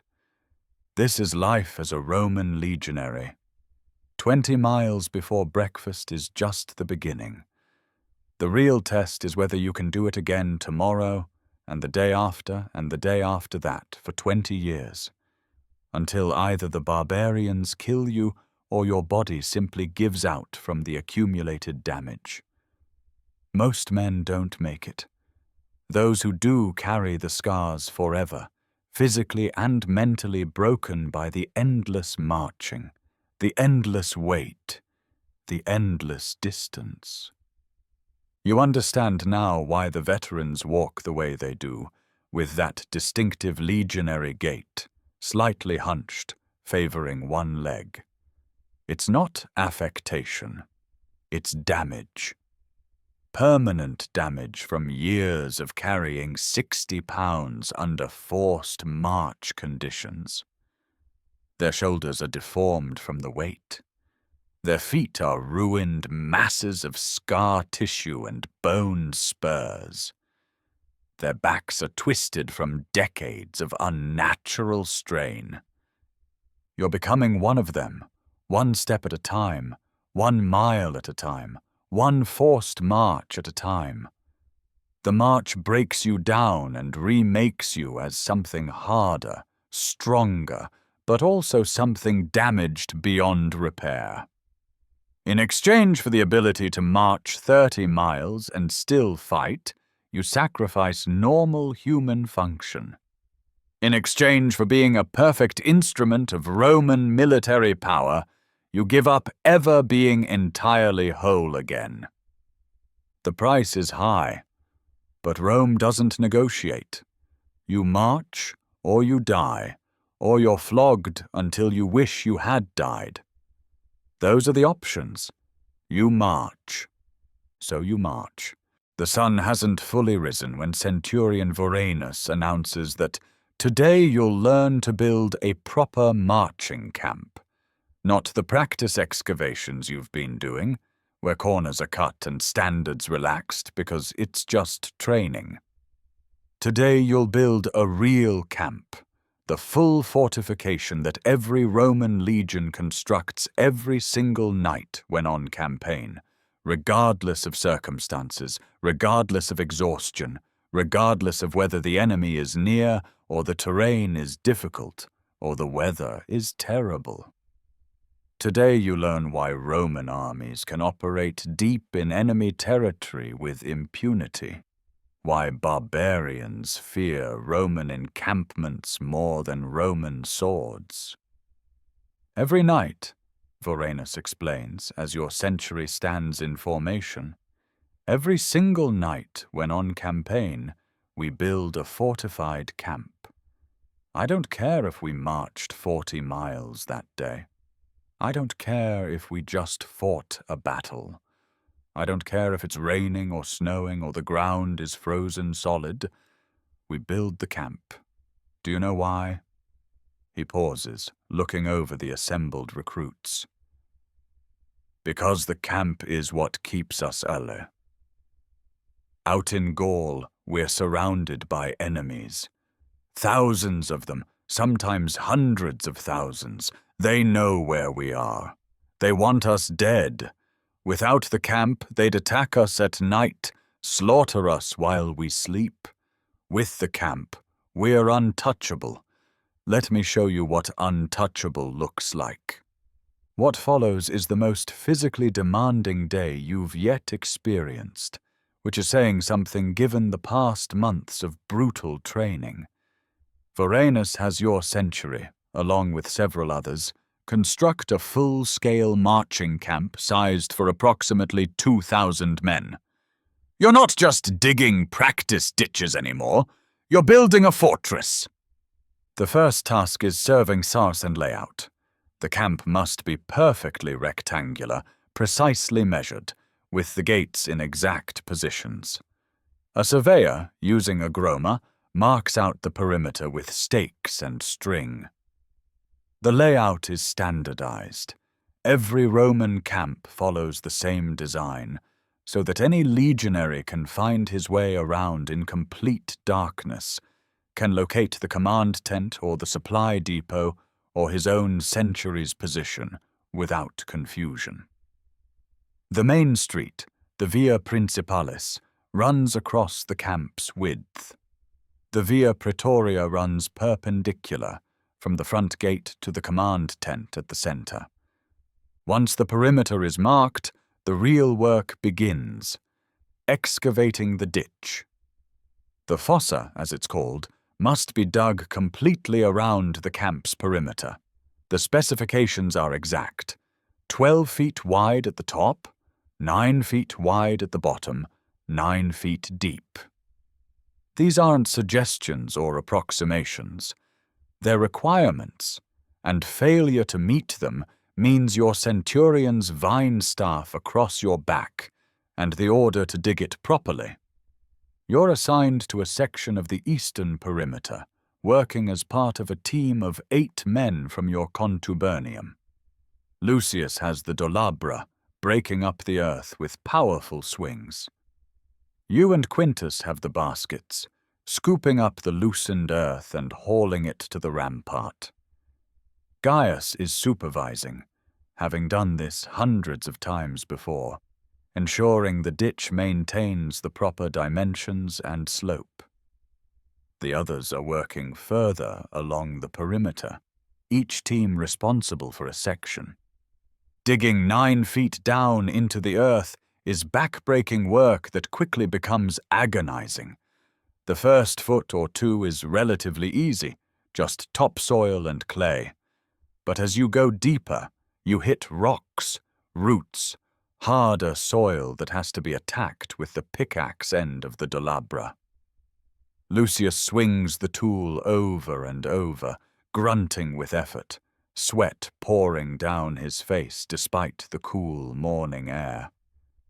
You and Quintus scramble down into the growing ditch, scooping earth into your baskets, climbing back up the side, dumping the earth on the growing rampart behind the ditch, sliding back down for another load. The earth is heavy. Each basket holds perhaps 40 pounds of dirt, and you're making this trip dozens of times, hundreds of times. Up and down, your legs burning, your back straining, your hands blistering from gripping the basket handles. The ditch is getting deeper, which means climbing out is getting harder. By the time you're 5 feet down, you're essentially climbing a ladder with a heavy basket, your feet scrambling for purchase on the rough earth walls. Around you, dozens of other teams are doing the same work, creating a continuous trench that slowly encircles the entire camp. The sound is incredible. The thunk of dolabras hitting earth, the scrape of shovels, the grunts and curses of laboring men, the shouts of optios and centurions supervising the work. Dust rises in clouds, coating everyone in a fine grey powder. The sun climbs higher, bringing heat that makes the work even more miserable. 2 hours in, Lucius is exhausted from swinging the dolabra. You rotate positions, and now you're the one breaking earth while he carries baskets. The dolabra is heavier than it looks, and swinging it with enough force to break up compacted earth requires your entire body. You drive it down with your arms and shoulders and back, feeling the impact jar up through your hands. Again. Again. Again. Your arms are screaming within minutes, your shoulders on fire, but you keep swinging because stopping means the ditch doesn't get dug. And if the ditch doesn't get dug, everyone gets punished. After 4 hours of continuous labor, with only brief water breaks, your section of the ditch is finally complete. 12 feet wide, 9 feet deep, the sides sloped at the correct angle. You're covered in dirt, soaked with sweat, your hands bleeding from blisters that have burst and been replaced by new blisters. But you're not done, not even close. The earth excavated from the ditch has been piled behind it, forming the agger, the rampart that will be the camp's actual defensive wall. But it's not just a pile of dirt. It has to be shaped, compacted, built up to the proper height and width. The agger must be 6 feet high, wide enough at the top for men to stand and fight. Your team climbs onto the rampart and begins shaping it, using shovels and your feet to pack the earth down, creating a solid platform. This is different work, but no less exhausting.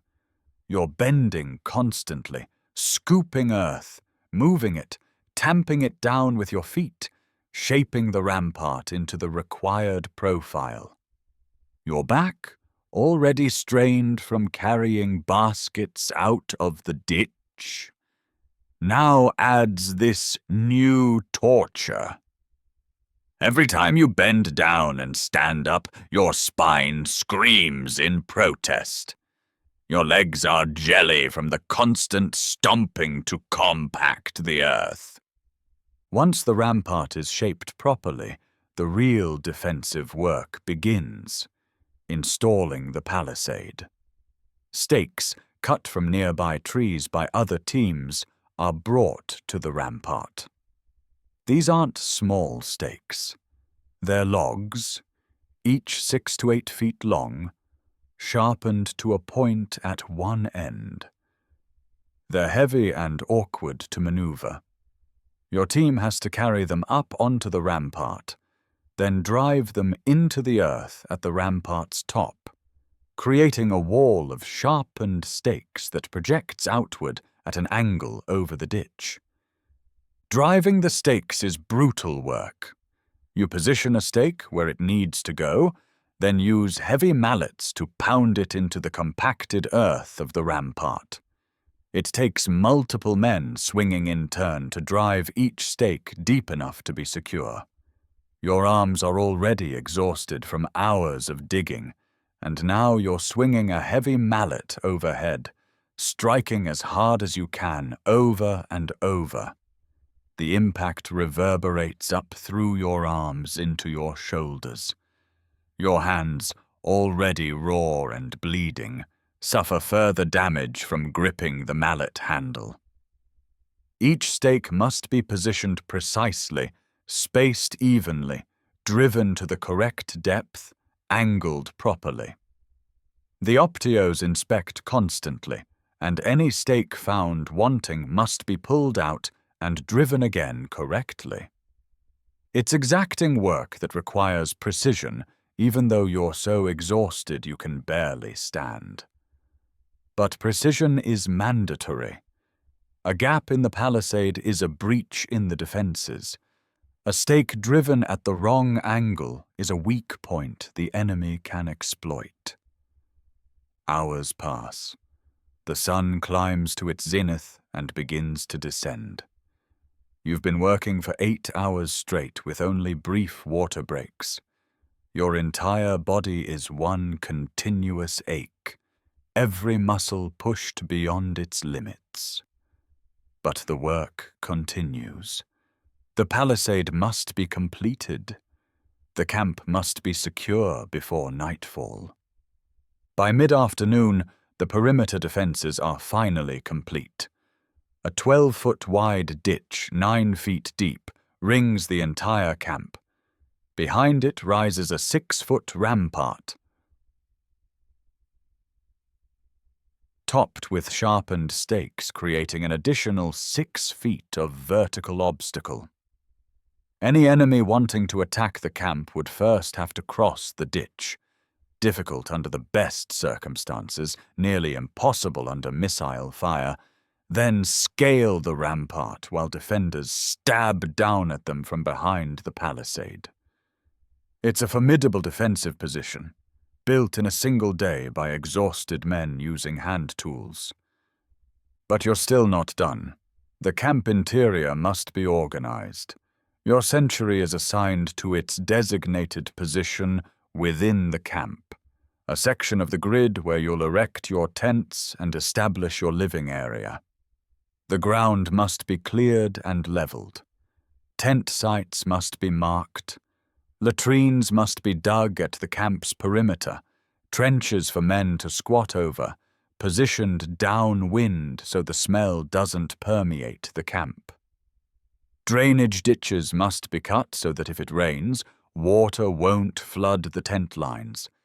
Your contubernium erects your tent, the leather shelter that will be your home for the night. Even this simple task is exhausting in your current state. Your hands can barely grip the tent poles.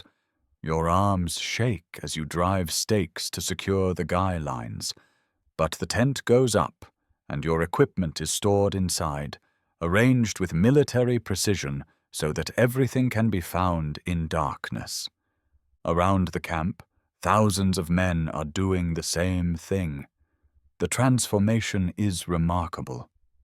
6 hours ago, this was an empty field.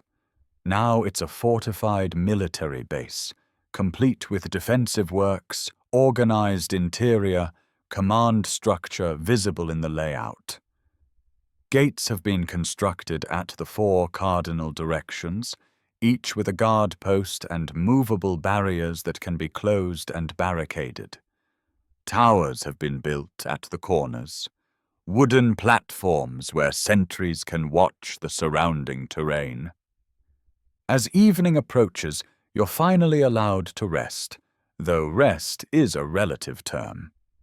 You sit on the ground outside your tent, too tired to do anything else, and eat your evening ration. The food is the same as always: grain porridge, hard bread, some salted meat. But after the day's labor, you're hungry enough that it tastes almost good. You eat mechanically, shoveling food into your mouth, your body desperate for calories to replace what you've burned. Your hands are a disaster. The blisters have blisters, and many have burst, leaving raw flesh exposed. You wash them as best you can with water from your water skin, but there's no medical attention for minor injuries like this. The blisters will scab over or they won't. They'll get infected or they won't. The Roman military expects you to function regardless. Your shoulder, still healing from the forced march, has been reopened by today's labor. Your back is a mass of strained muscles that spasm if you move wrong. Your legs are barely functional, trembling with exhaustion. Gaius, sitting nearby, seems less affected than the rest of you, though even he's showing signs of the day's labor. This is what we do every night on campaign. he reminds you unnecessarily. Every single night, march 20 or 30 miles, arrive exhausted, and build this. He gestures at the fortified camp around you.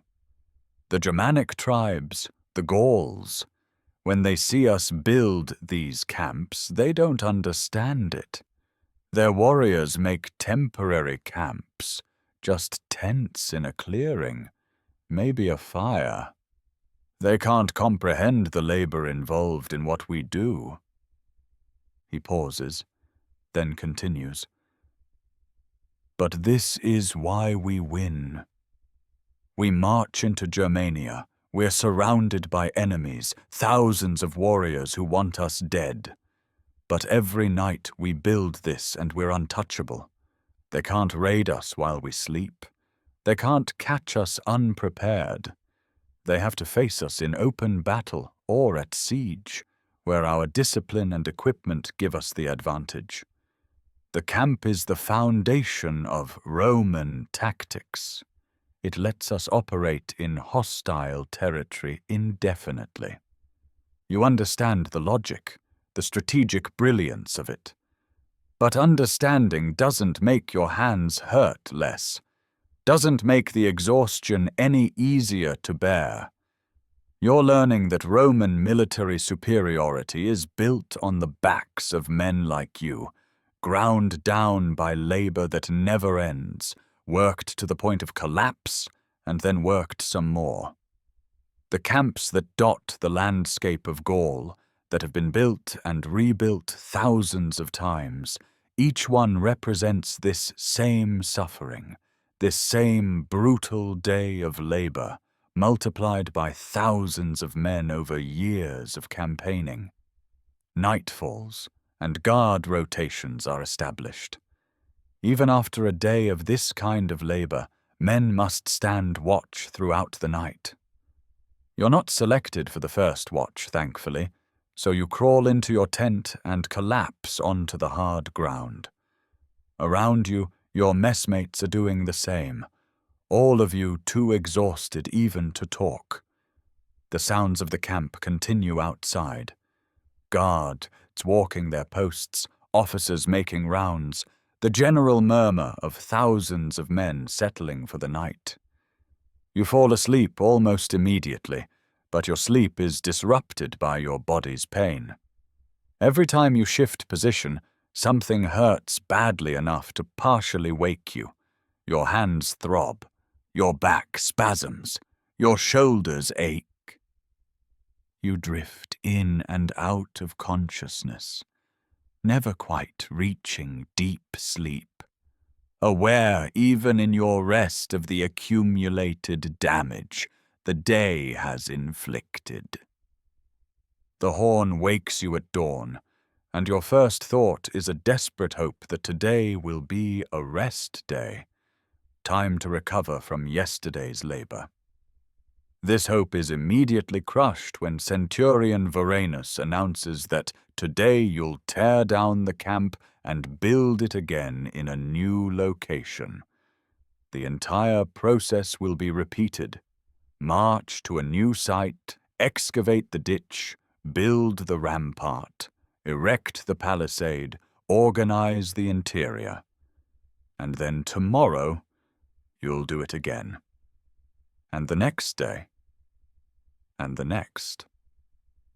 On campaign in Gaul, Marius explains, we build a new camp almost every night. We're constantly moving, pushing deeper into enemy territory, and we can't use the same camp twice. The enemy would know where to find us. So we march, we build, we march again, we build again. This is the rhythm of campaigning. You'll do this for months at a time, until building camp becomes as automatic as breathing. The realization settles over you like a weight. This isn't a special exercise or a particularly brutal training day. This is just normal. This is what life will be like when you join the actual legions on campaign. March all day, build camp all evening, sleep briefly, wake and do it again. Day after day, week after week, month after month. The forced marches are terrible, but at least they end. The camp building never ends. Every single night, regardless of circumstances, you'll dig this ditch, build this rampart, erect these stakes. Over the following weeks, you build camps until the process is seared into your muscle memory. You learn to judge the soil at a glance, to know how much effort will be required to excavate it. You learn tricks for making the work slightly less miserable, keeping your tools sharp, rotating tasks frequently to use different muscles, working in rhythm with your contubernium so the labor is distributed efficiently. You develop thick calluses on your palms from tool handles. Your back and shoulders adapt to the constant strain, developing the kind of endurance that can sustain hours of digging and lifting. But adaptation isn't the same as it becoming easy. It never becomes easy.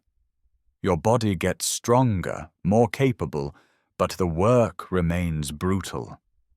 The difference is that now you can complete it without collapsing, can function the next day despite the accumulated exhaustion. You're being forged into something harder, more durable, but the forging process is painful and never really ends. You also learn why veterans have such contempt for auxiliary troops and allied forces. Auxiliaries don't build camps like this.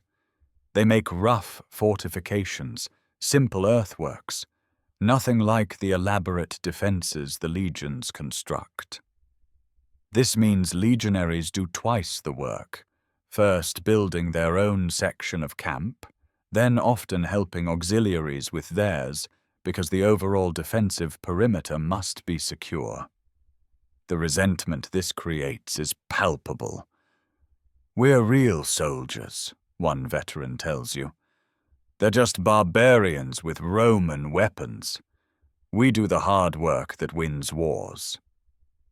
One evening, after a particularly exhausting day of building a camp in rocky soil that fought every swing of the Dolabra, you sit with your messmates, and someone asks the question you've all been thinking: why don't we just build permanent forts?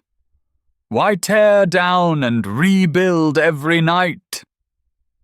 Gaius answers, his voice tired but patient. Sometimes we do build permanent forts when we're establishing control over a region.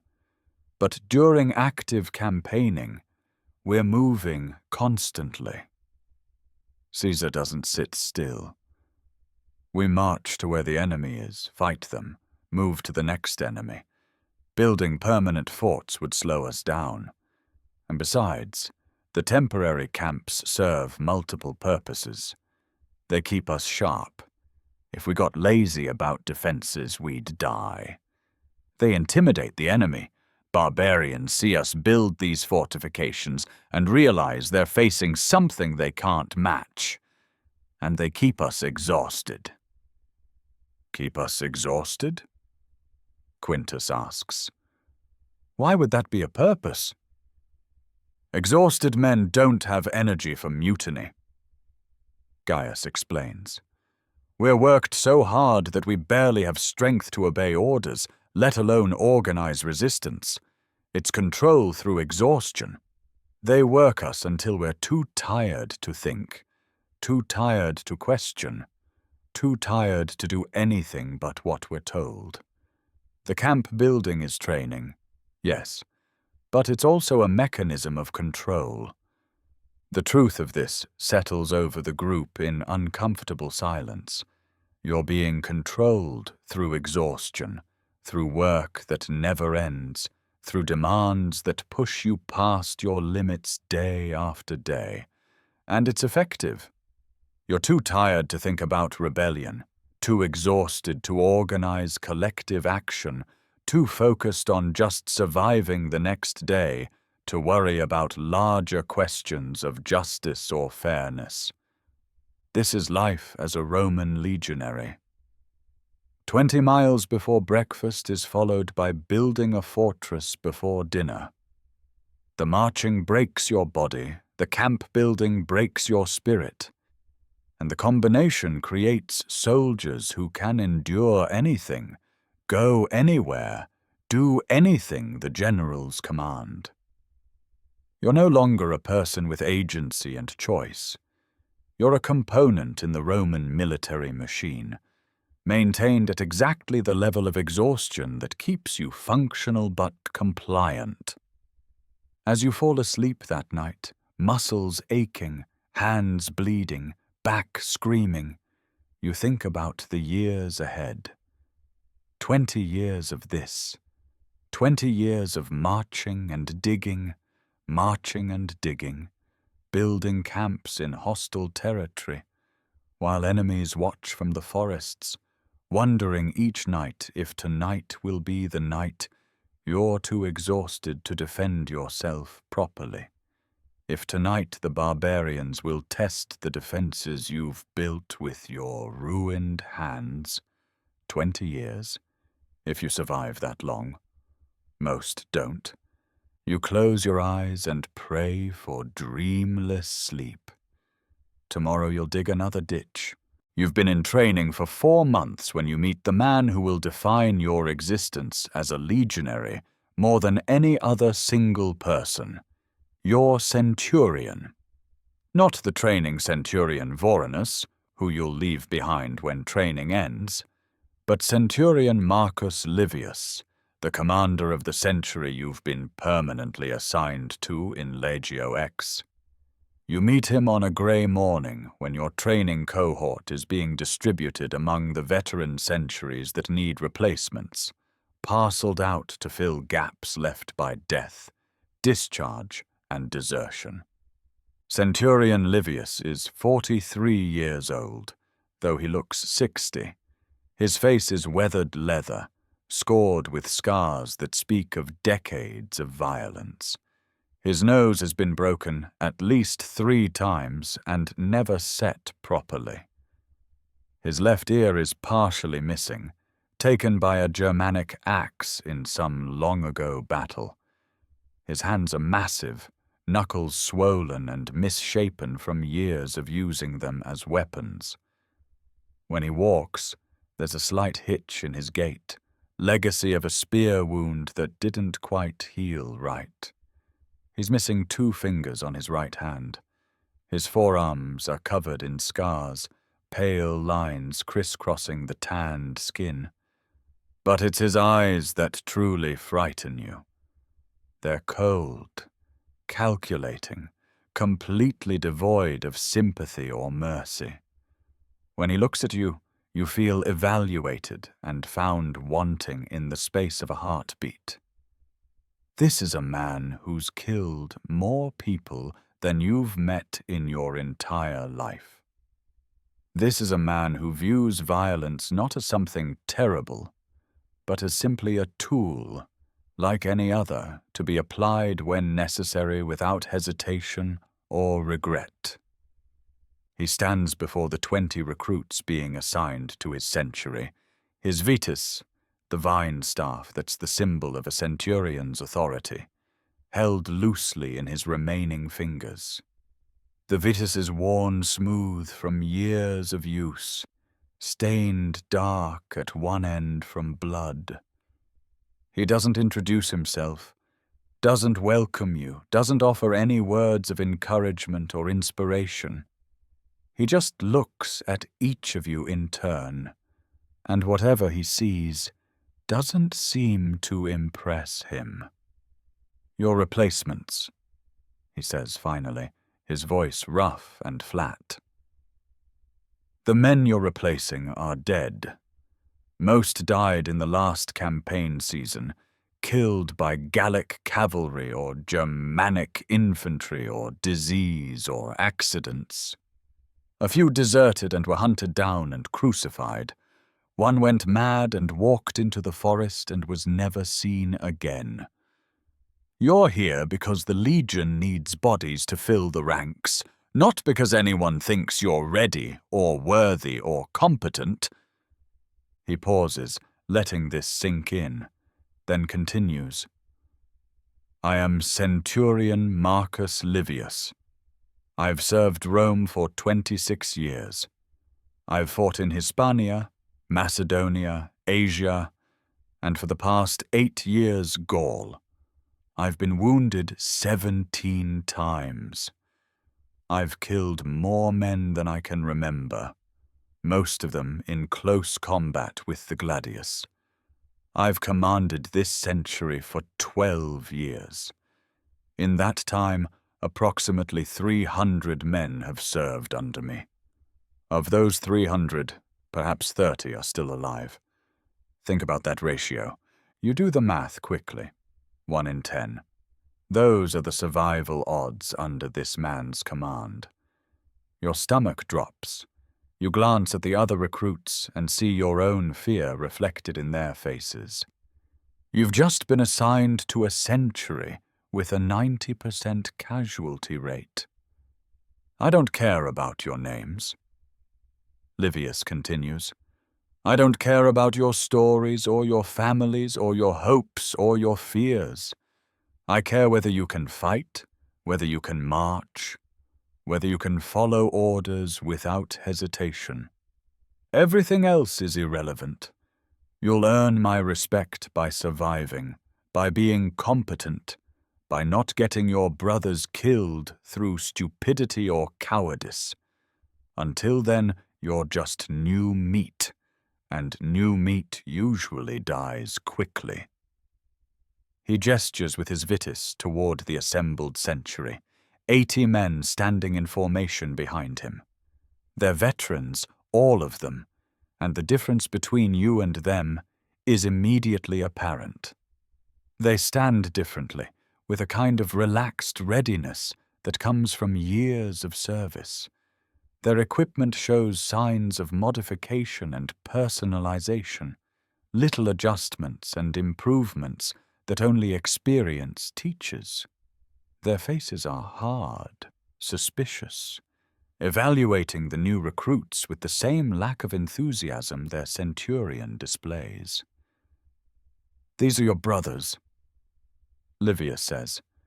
"They're not your friends. Friendship is a luxury that gets people killed.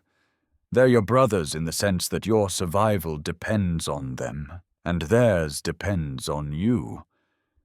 You'll eat with them, march with them, fight beside them. Some of them will teach you things that will keep you alive.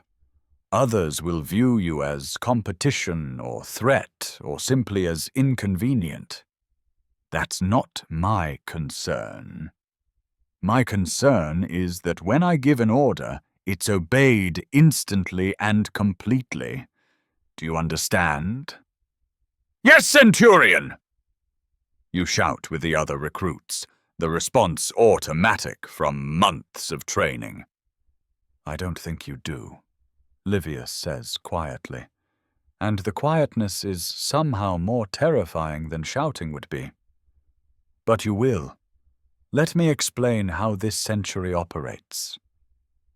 What follows is a comprehensive lesson in the absolute power a centurion wields over his men, delivered in Livius's flat, emotionless voice, while you stand at attention in the cold morning air. "My word is law," he begins. "Not figuratively, not metaphorically, literally. I can have you beaten for any reason or no reason. I can assign you the most dangerous positions in battle. I can work you until you collapse, and then work you more. I can restrict your rations, deny you leave, confiscate your pay, destroy your possessions. I can recommend you for decimation if the century fails badly enough. I answer to the tribune, but the tribune doesn't care how I run my century as long as we perform well in combat and on the march. Within those parameters, my authority is absolute." He pauses to let this sink in, then continues. The Vitus is my primary tool for maintaining discipline. He holds up the vine staff, showing it to you like a teacher displaying an instructional aid. It's made from grapevine, dried and hardened. It's light enough that I can carry it everywhere, heavy enough to deliver real pain. I use it several times every day on average, sometimes for serious infractions, sometimes for minor mistakes, sometimes just to keep men sharp and attentive. You will feel this Vitus, all of you, probably within the next week. How often you feel it after that depends on how quickly you learn. He walks along the line of recruits, looking each in the eye. When he reaches you, he stops. His eyes bore into yours, and you resist the urge to look away, though it takes every bit of your courage to maintain eye contact. After a moment that feels like an hour, he moves on. The Vitus is for minor infractions, he continues. For serious offenses, there's flogging. The tribune must approve flogging, but he always approves my recommendations. The standard is 12 lashes, though serious offenses can earn you up to 100. I've seen men flogged to death. I've seen men survive 50 lashes and be back at work within a week. It depends on the man and the flogger and luck. If you're flogged, you'll carry the scars for life, assuming you have a life after the flogging. For the most serious offenses, striking an officer, desertion, cowardice in battle, theft from another soldier, mutiny, the penalty is death, usually crucifixion, though sometimes we simply cut your throat and dump you in a ditch if we're in a hurry. I've crucified 11 men in my time as centurion. I didn't enjoy it. I didn't hate it. It was simply necessary. Discipline must be maintained. He returns to his position in front of the formation. Now let me tell you what I expect. When I give an order, you obey immediately. Not after thinking about it, not after hesitating, immediately. I don't care if the order seems stupid or dangerous or impossible. I don't care if you're exhausted or injured or sick. I don't care if you think there's a better way. You obey, instantly, completely, without question. Is this clear? Yes, centurion. In combat, you maintain your position in formation no matter what. I don't care if the man next to you is cut down. I don't care if you're wounded. I don't care if you're terrified. You maintain formation. Breaking formation gets everyone killed. I've beaten men unconscious for breaking formation in battle. I've recommended execution for repeated offenses. The shield wall is sacred. It's inviolable. It's what keeps us alive. Understood? Yes, centurion. On the march, you keep pace. You don't fall out unless you're literally dying, and even then I expect you to try to keep up. Men who slow the march endanger the entire column. I've left stragglers behind to be killed by barbarians. I don't do it gladly, but I do it when necessary. The legion moves at the pace I set, and you will match it or be discarded. Clear? Yes, centurion. You'll notice my century has a reputation in the legion. Livius says, his tone not changing despite what might be pride in another man. We're usually assigned to the most difficult tasks, vanguard positions, assault duties, holding critical positions during retreats. This is because we're reliable. We're reliable because I've trained you, or rather, I've trained the men you're replacing, to function past the point where other centuries break, We don't break. We don't run. We don't fail. This reputation was bought with the blood of 300 men over 12 years. You're inheriting that reputation. You'll uphold it, or you'll be broken trying. He lets this statement hang in the air for a moment, then continues with what passes for practicality in his worldview. Some advice that might keep you alive longer than your predecessors. First, listen to the veterans. They know things training didn't teach you. Second, maintain your equipment obsessively. A broken strap in combat means death. Third, never volunteer for anything. Never draw attention to yourself. The men who stand out die first. Fourth, in combat, stay behind your shield. I know the training emphasized this, but new men always forget in the chaos of actual battle. Stay behind your shield. Fifth, if you get wounded, keep fighting until you physically can't. Men who drop their weapons to clutch at wounds usually die. Fight until you collapse. Then maybe you'll survive. And here his voice drops even lower. Trust no one completely. Not your messmates, not your friends if you're foolish enough to make them, not even me. Everyone has their own survival as their primary concern, as they should. Help each other when you can, but never assume someone will risk their life for yours. Maybe they will. Maybe they won't. Don't stake your survival on it. This last piece of advice seems particularly bleak, even by Roman military standards. But looking at Livius's scarred face and dead eyes, you understand it comes from bitter experience.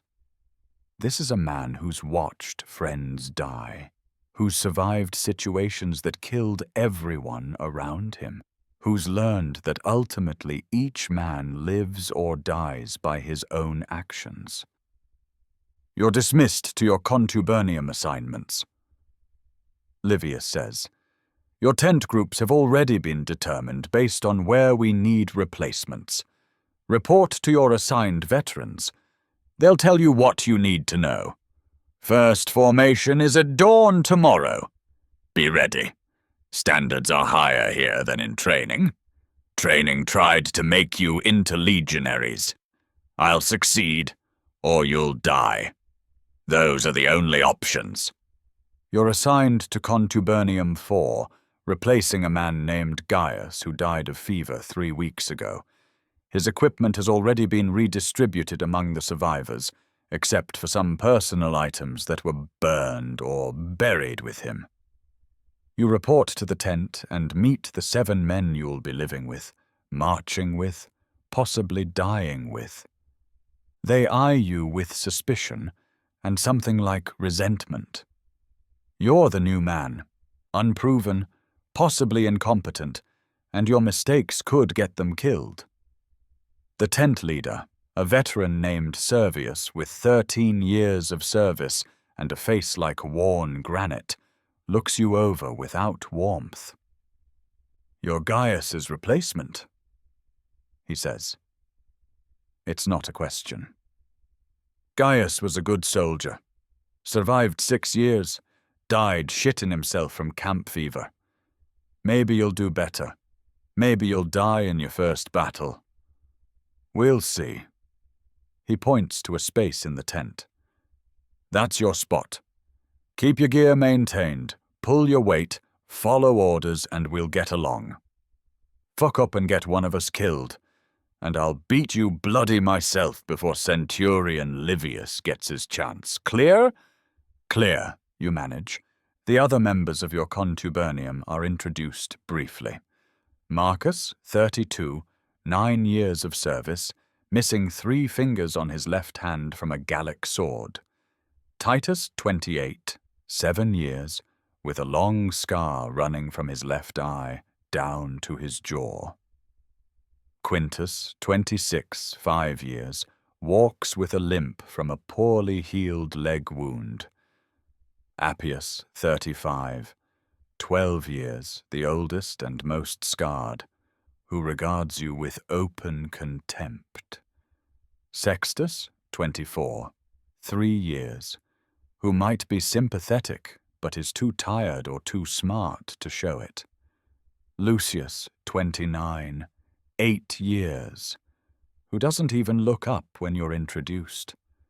These are hard men, shaped by years of violence and hardship into something barely recognizable as human. They move with the economy of motion that comes from conserving energy constantly. They don't waste words. Their humor, when it appears, is dark and cruel. They treat their equipment with more care than they treat each other.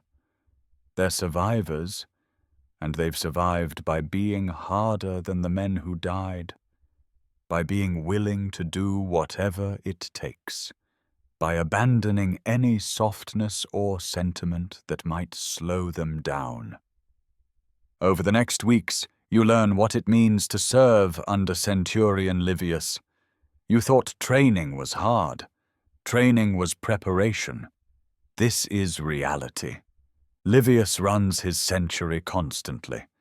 Daily drills in full equipment, practicing formations and maneuvers until they're absolutely perfect.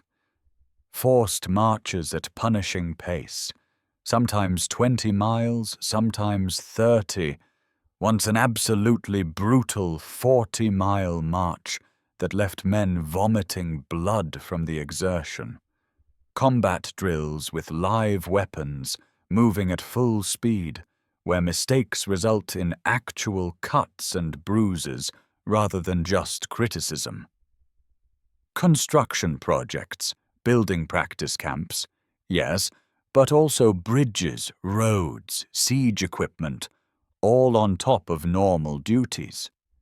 The vitis is indeed used liberally. You experience it for the first time 3 days into your assignment, struck across the shoulders for being half a second slow to respond to an order. The pain is sharp and immediate, and the humiliation is worse. You're struck again 2 days later for having a strap slightly loose on your armor during inspection. Then again a week later for stumbling slightly during a march. The blows add up. The bruises layer on top of each other until your shoulders are a permanent mass of purple and yellow discoloration. Everyone in the century bears similar marks. The vitis doesn't discriminate. Veteran and recruit alike feel it regularly. This is just how Livius maintains discipline, a constant application of violence to keep men sharp, attentive, fearful. And it works. Men in Livius's century jump faster, work harder, maintain higher standards than centuries under less harsh centurions. The cost is paid in bruises and resentment, and a deep, abiding fear of the man who commands you. You witness your first flogging under Livius's command a month after joining the century.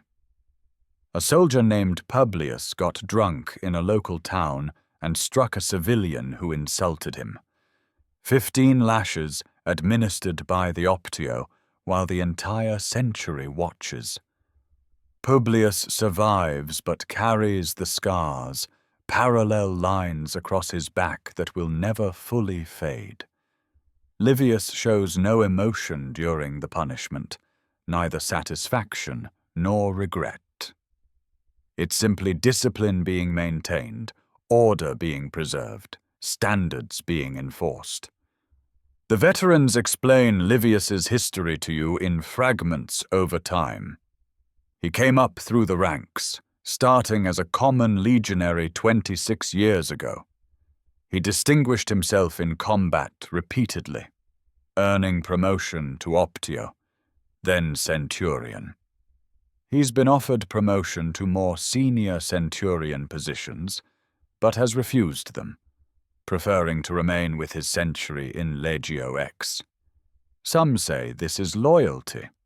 Others say it's because he enjoys the direct control over his men that a more senior position wouldn't provide.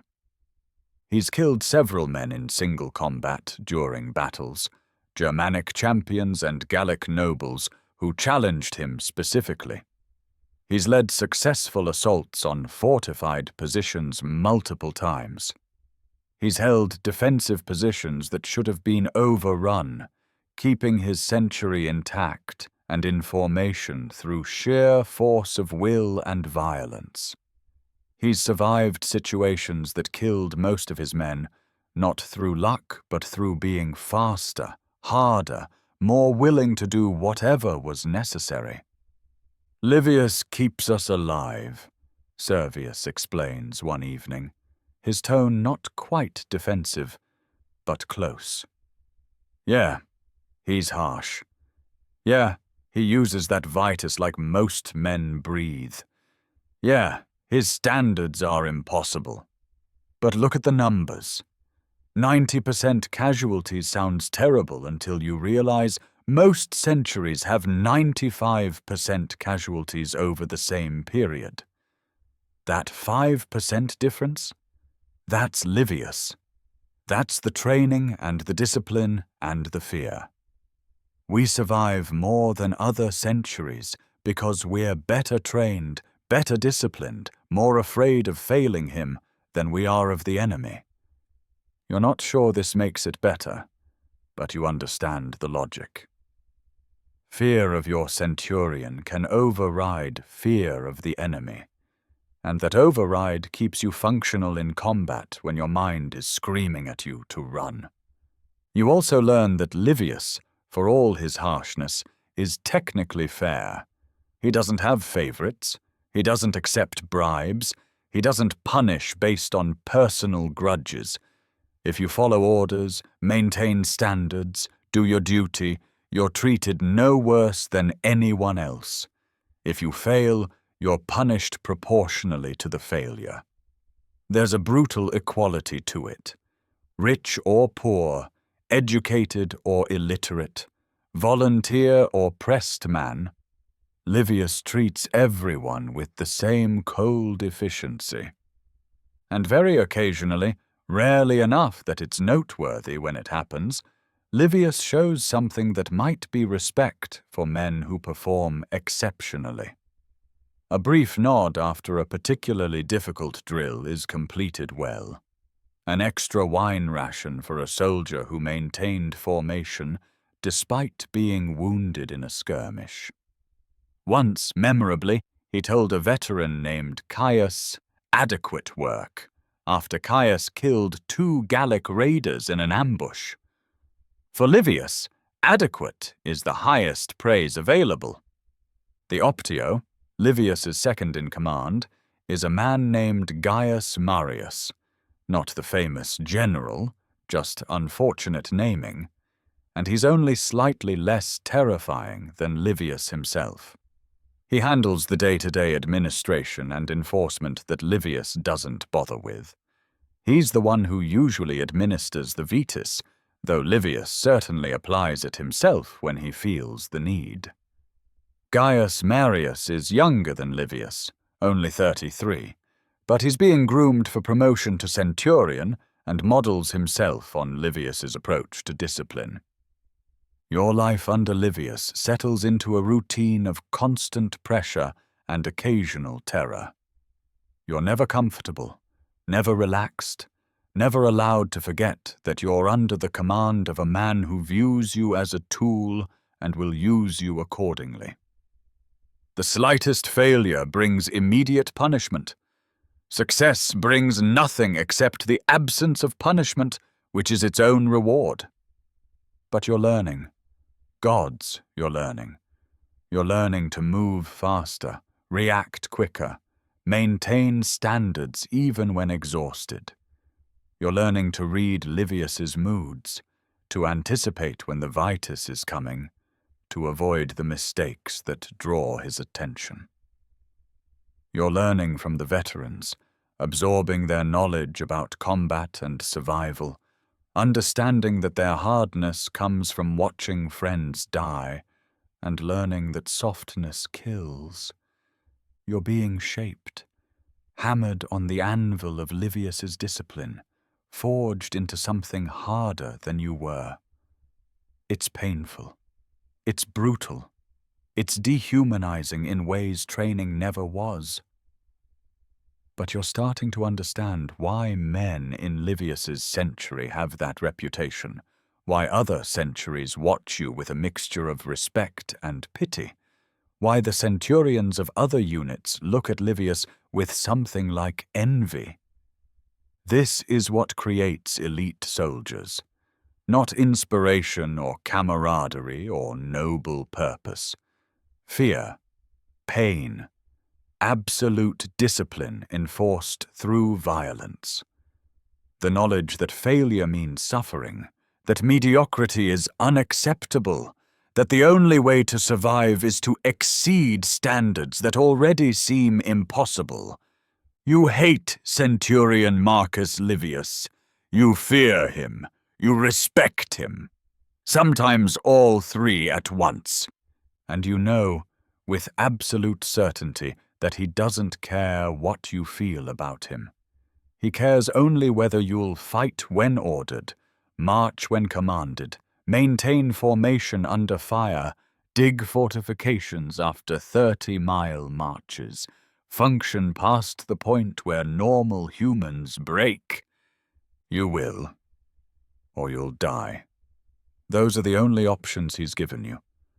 So you'll exceed his standards, survive his discipline, and become the kind of soldier who can look back after 20 years and know that of the 300 men who served under Livius during your time, you were one of the 30 who lived. If you're lucky, if you're hard enough, if you can endure what's coming. The Vitus falls across your shoulders again, and you don't even flinch anymore. You're learning. You're standing in formation at dawn, 6 months into your service with Centurion Livius, when the scouts return with news that changes everything. There's a Gallic war band in the area, approximately 500 warriors, raiding Roman supply lines.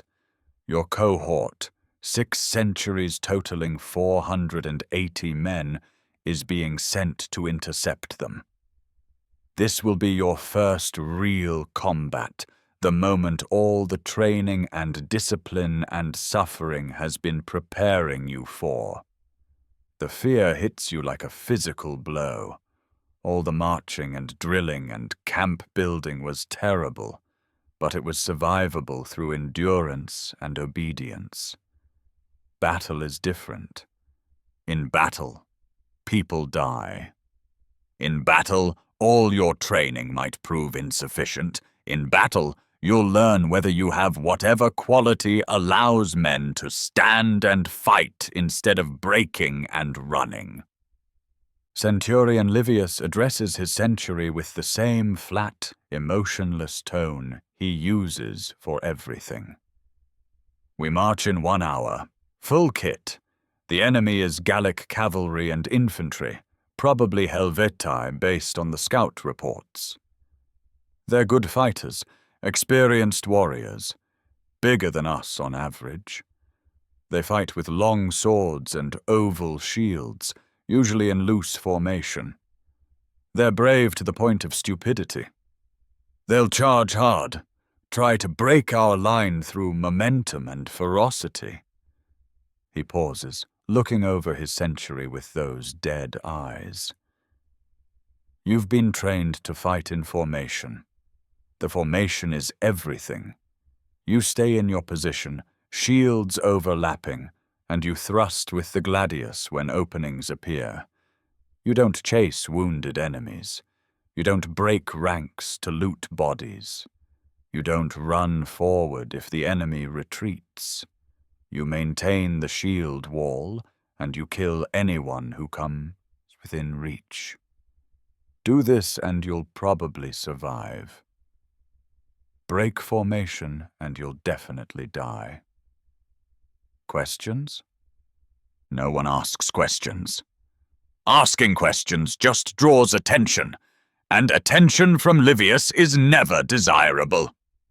The march to intercept the Gallic warband takes 3 hours. It should be routine. You've marched 3 hours countless times. But knowing combat waits at the end transforms it into something else. Your stomach is churning. Your hands are sweating inside your leather glove straps. Your mind won't stop racing, imagining all the ways you might die, trying to remember your training, wondering if you'll prove to be a coward. Around you, the veterans seem calm, almost bored. Servius, your tent leader, notices your fear and offers the only comfort he's capable of. First battle is the worst, not because it's the most dangerous, you'll face worse later, but because you don't know what to expect. The fear of the unknown is worse than the fear of known danger. After this, at least you'll know what combat feels like, if you survive. This is not particularly comforting, but you appreciate the effort. Servius is not a man given to sentiment, and even this small acknowledgement of your fear is more than you expected. The cohort arrives at the ambush site, a stretch of road running through forest on both sides.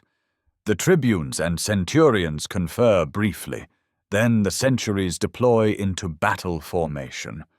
Your century is placed on the right flank, a position of honor, or perhaps just a position where Livius's reputation for reliability is most needed. You take your place in the formation, third rank back, surrounded by veterans. In front of you is Marcus, the man missing 3 fingers, his shield already up, his gladius drawn. To your left is Titus with his facial scar. To your right is a veteran named Caius, who you don't know well.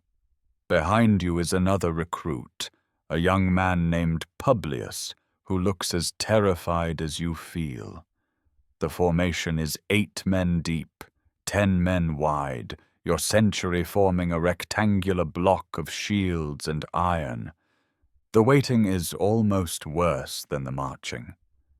You stand there in formation, shield up, gladius drawn, and wait for the enemy to appear. Minutes stretch into eternities.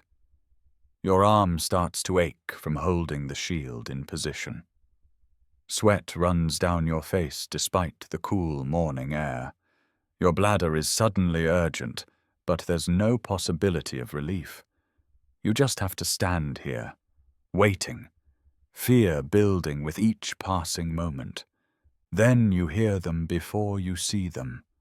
A sound like thunder, but not thunder. Hoofbeats. Hundreds of them. The Gallic cavalry is coming, and they're coming fast. The sound grows louder, closer, and then they burst from the tree line, and your first thought is that they're enormous, these mounted warriors, massive men on massive horses, bearing down on your formation at terrifying speed.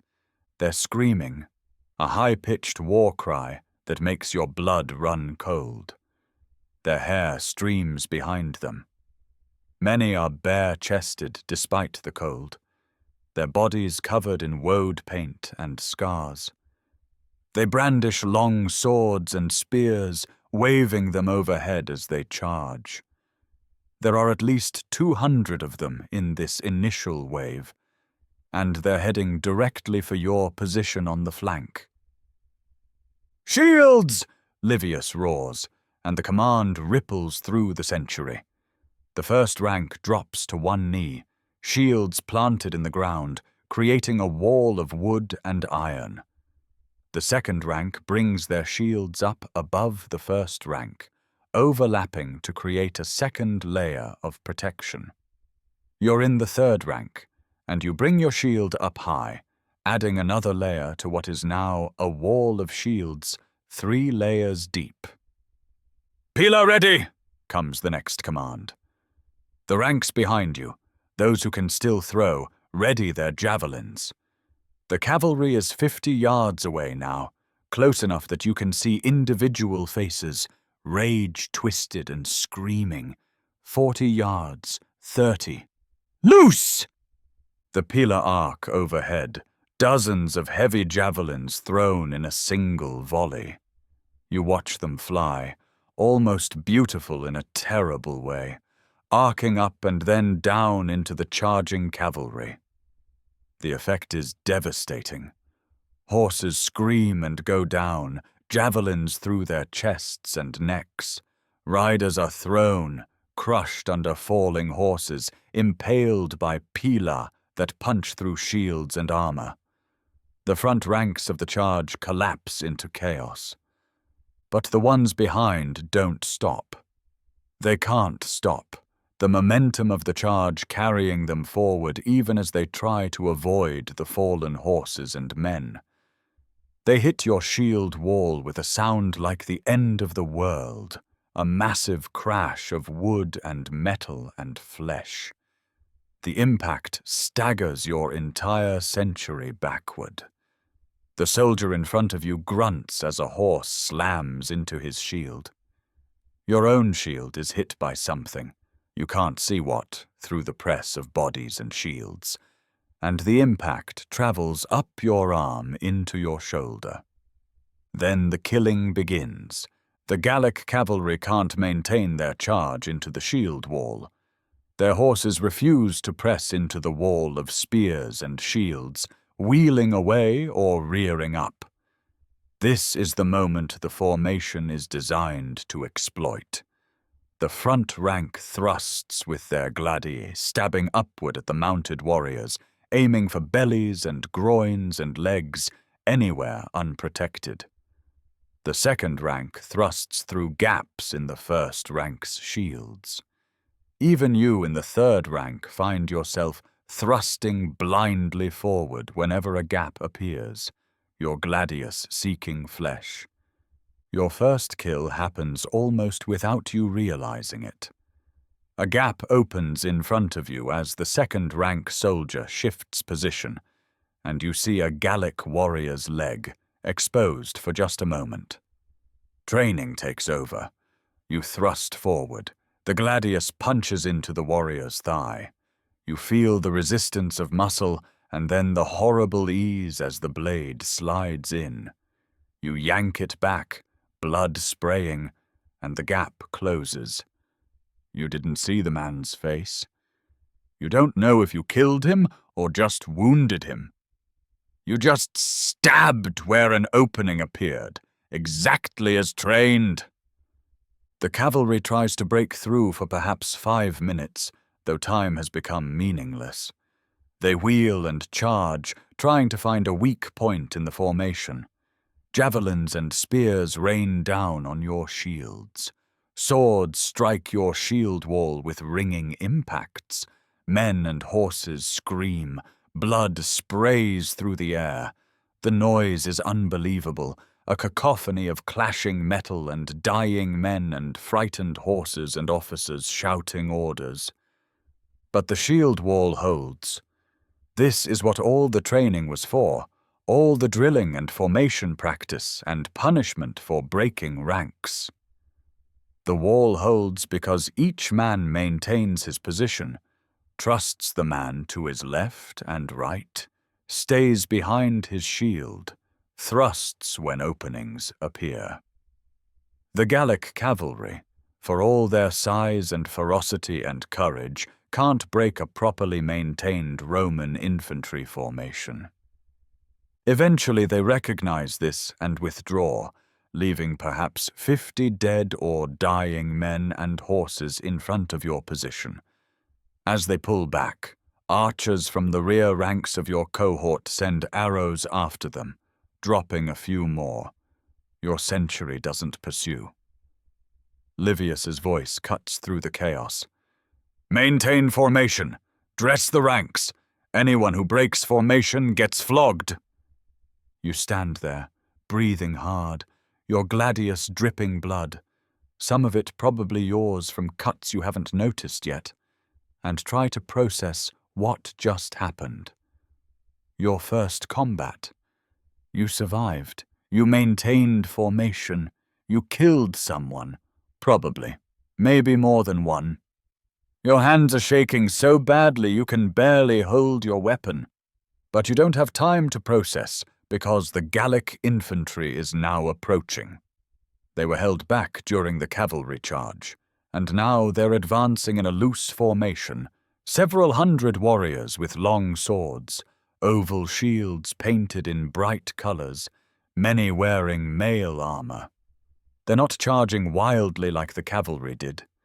They're advancing deliberately, and somehow this is more frightening than the cavalry charge.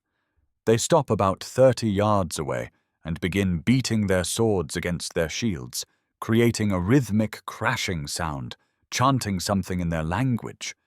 It's a psychological tactic, trying to frighten you. And it's working. The sound is primal, terrifying. The sound of hundreds of angry men working themselves into a battle frenzy. Some of them are stripping off their clothes, going into battle naked except for their shields and weapons, painted with woad, screaming challenges. Centurion Livius walks calmly behind your formation, his voice cutting through the Gallic war chants. They're trying to scare you. It's working, I can tell. You're scared. Good.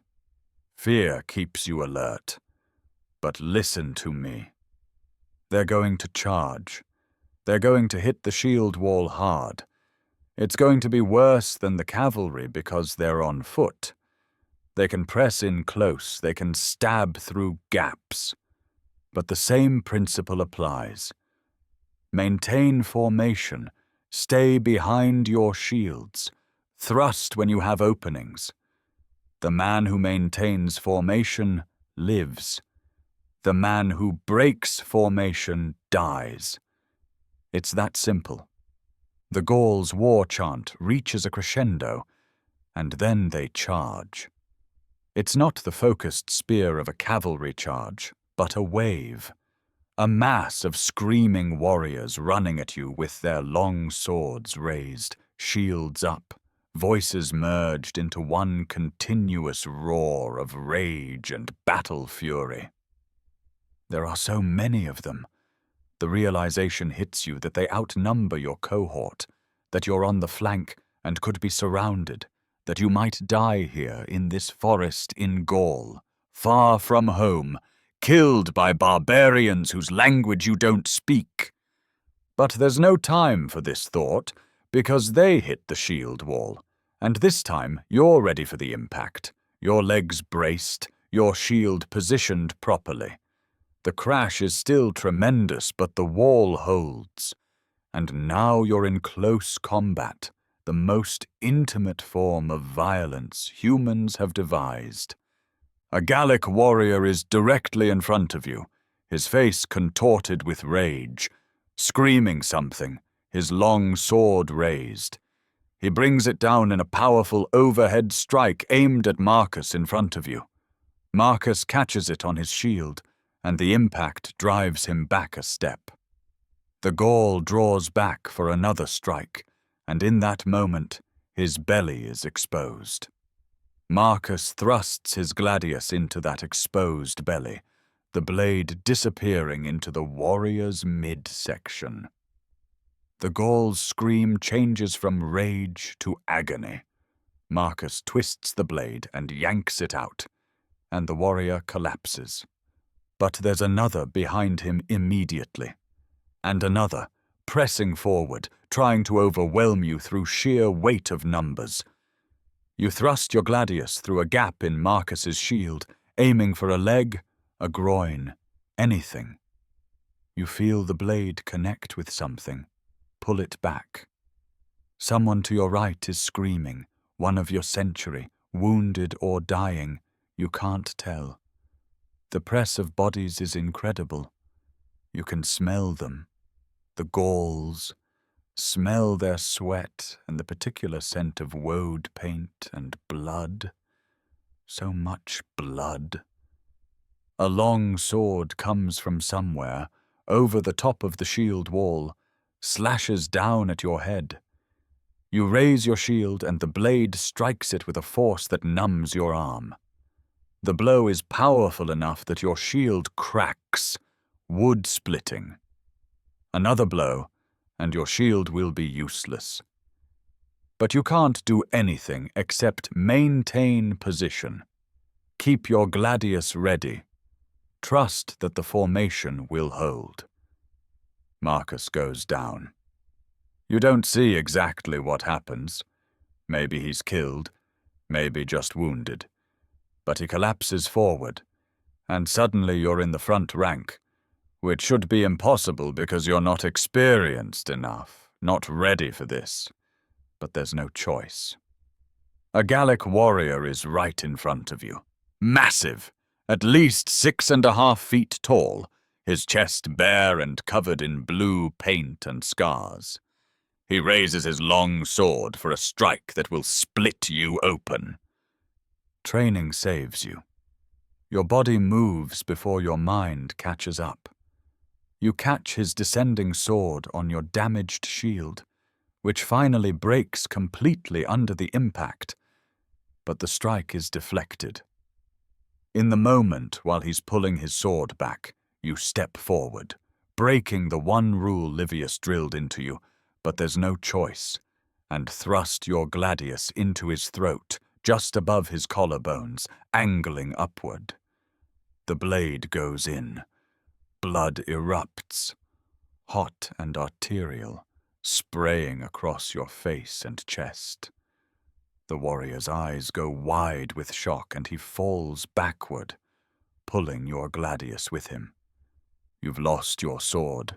Your shield is broken. You're in the front rank in close combat, and you're unarmed.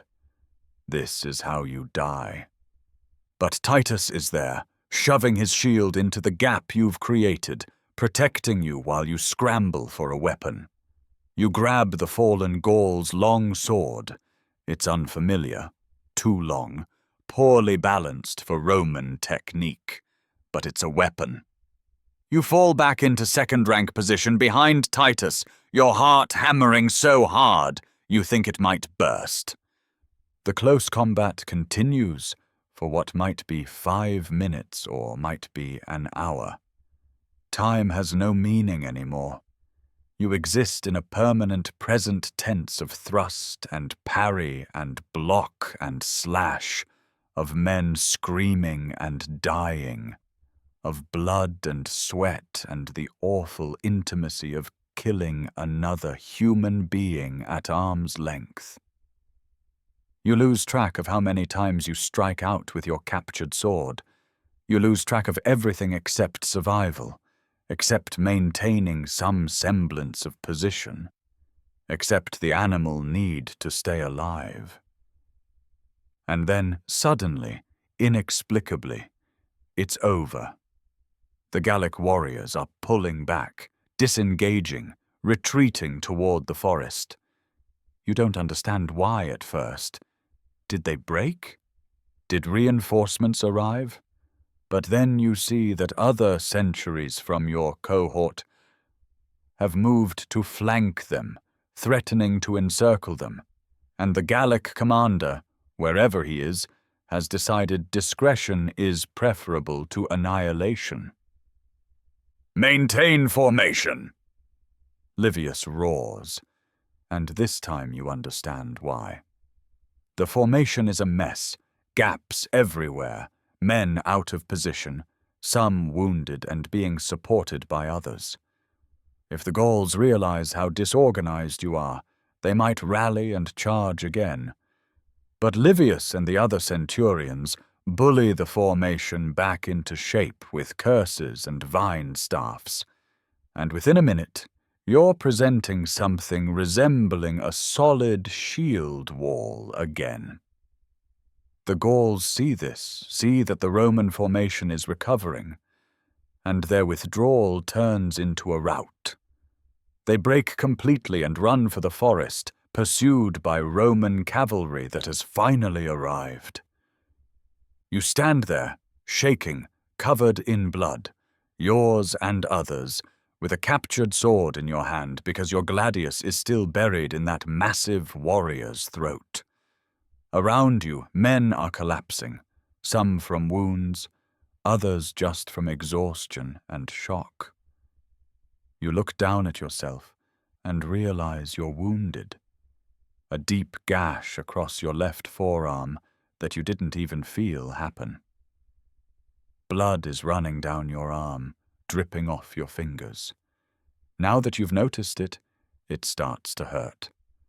Centurion Livius walks through the century, assessing casualties. His vine staff is stained red, whether from use as a weapon during the combat or from hitting men who broke formation, you don't know. He stops in front of you, looks you over with his cold eyes. "You lost your gladius," he observes. "Yes, centurion. It's in that one's throat." You point at the massive warrior you killed, now very definitely dead in the growing pool of his own blood. Livius walks over, plants his foot on the corpse's chest, and pulls your gladius free with a wet sound that makes your stomach turn. He walks back and hands it to you.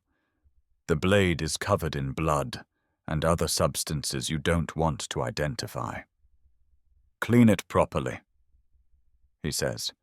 "If it rusts, you'll be flogged. You broke formation." Your heart sinks. "Yes, centurion." "Why?" You hesitate, but there's no point in lying.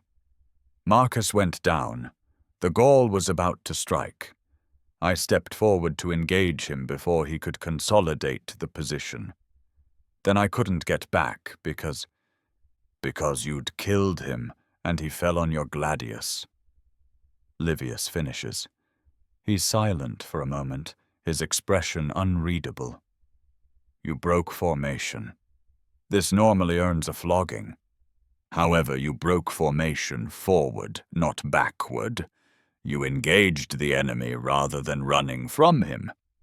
Your action, while technically a violation of discipline, prevented a breach in the line. The outcome was acceptable."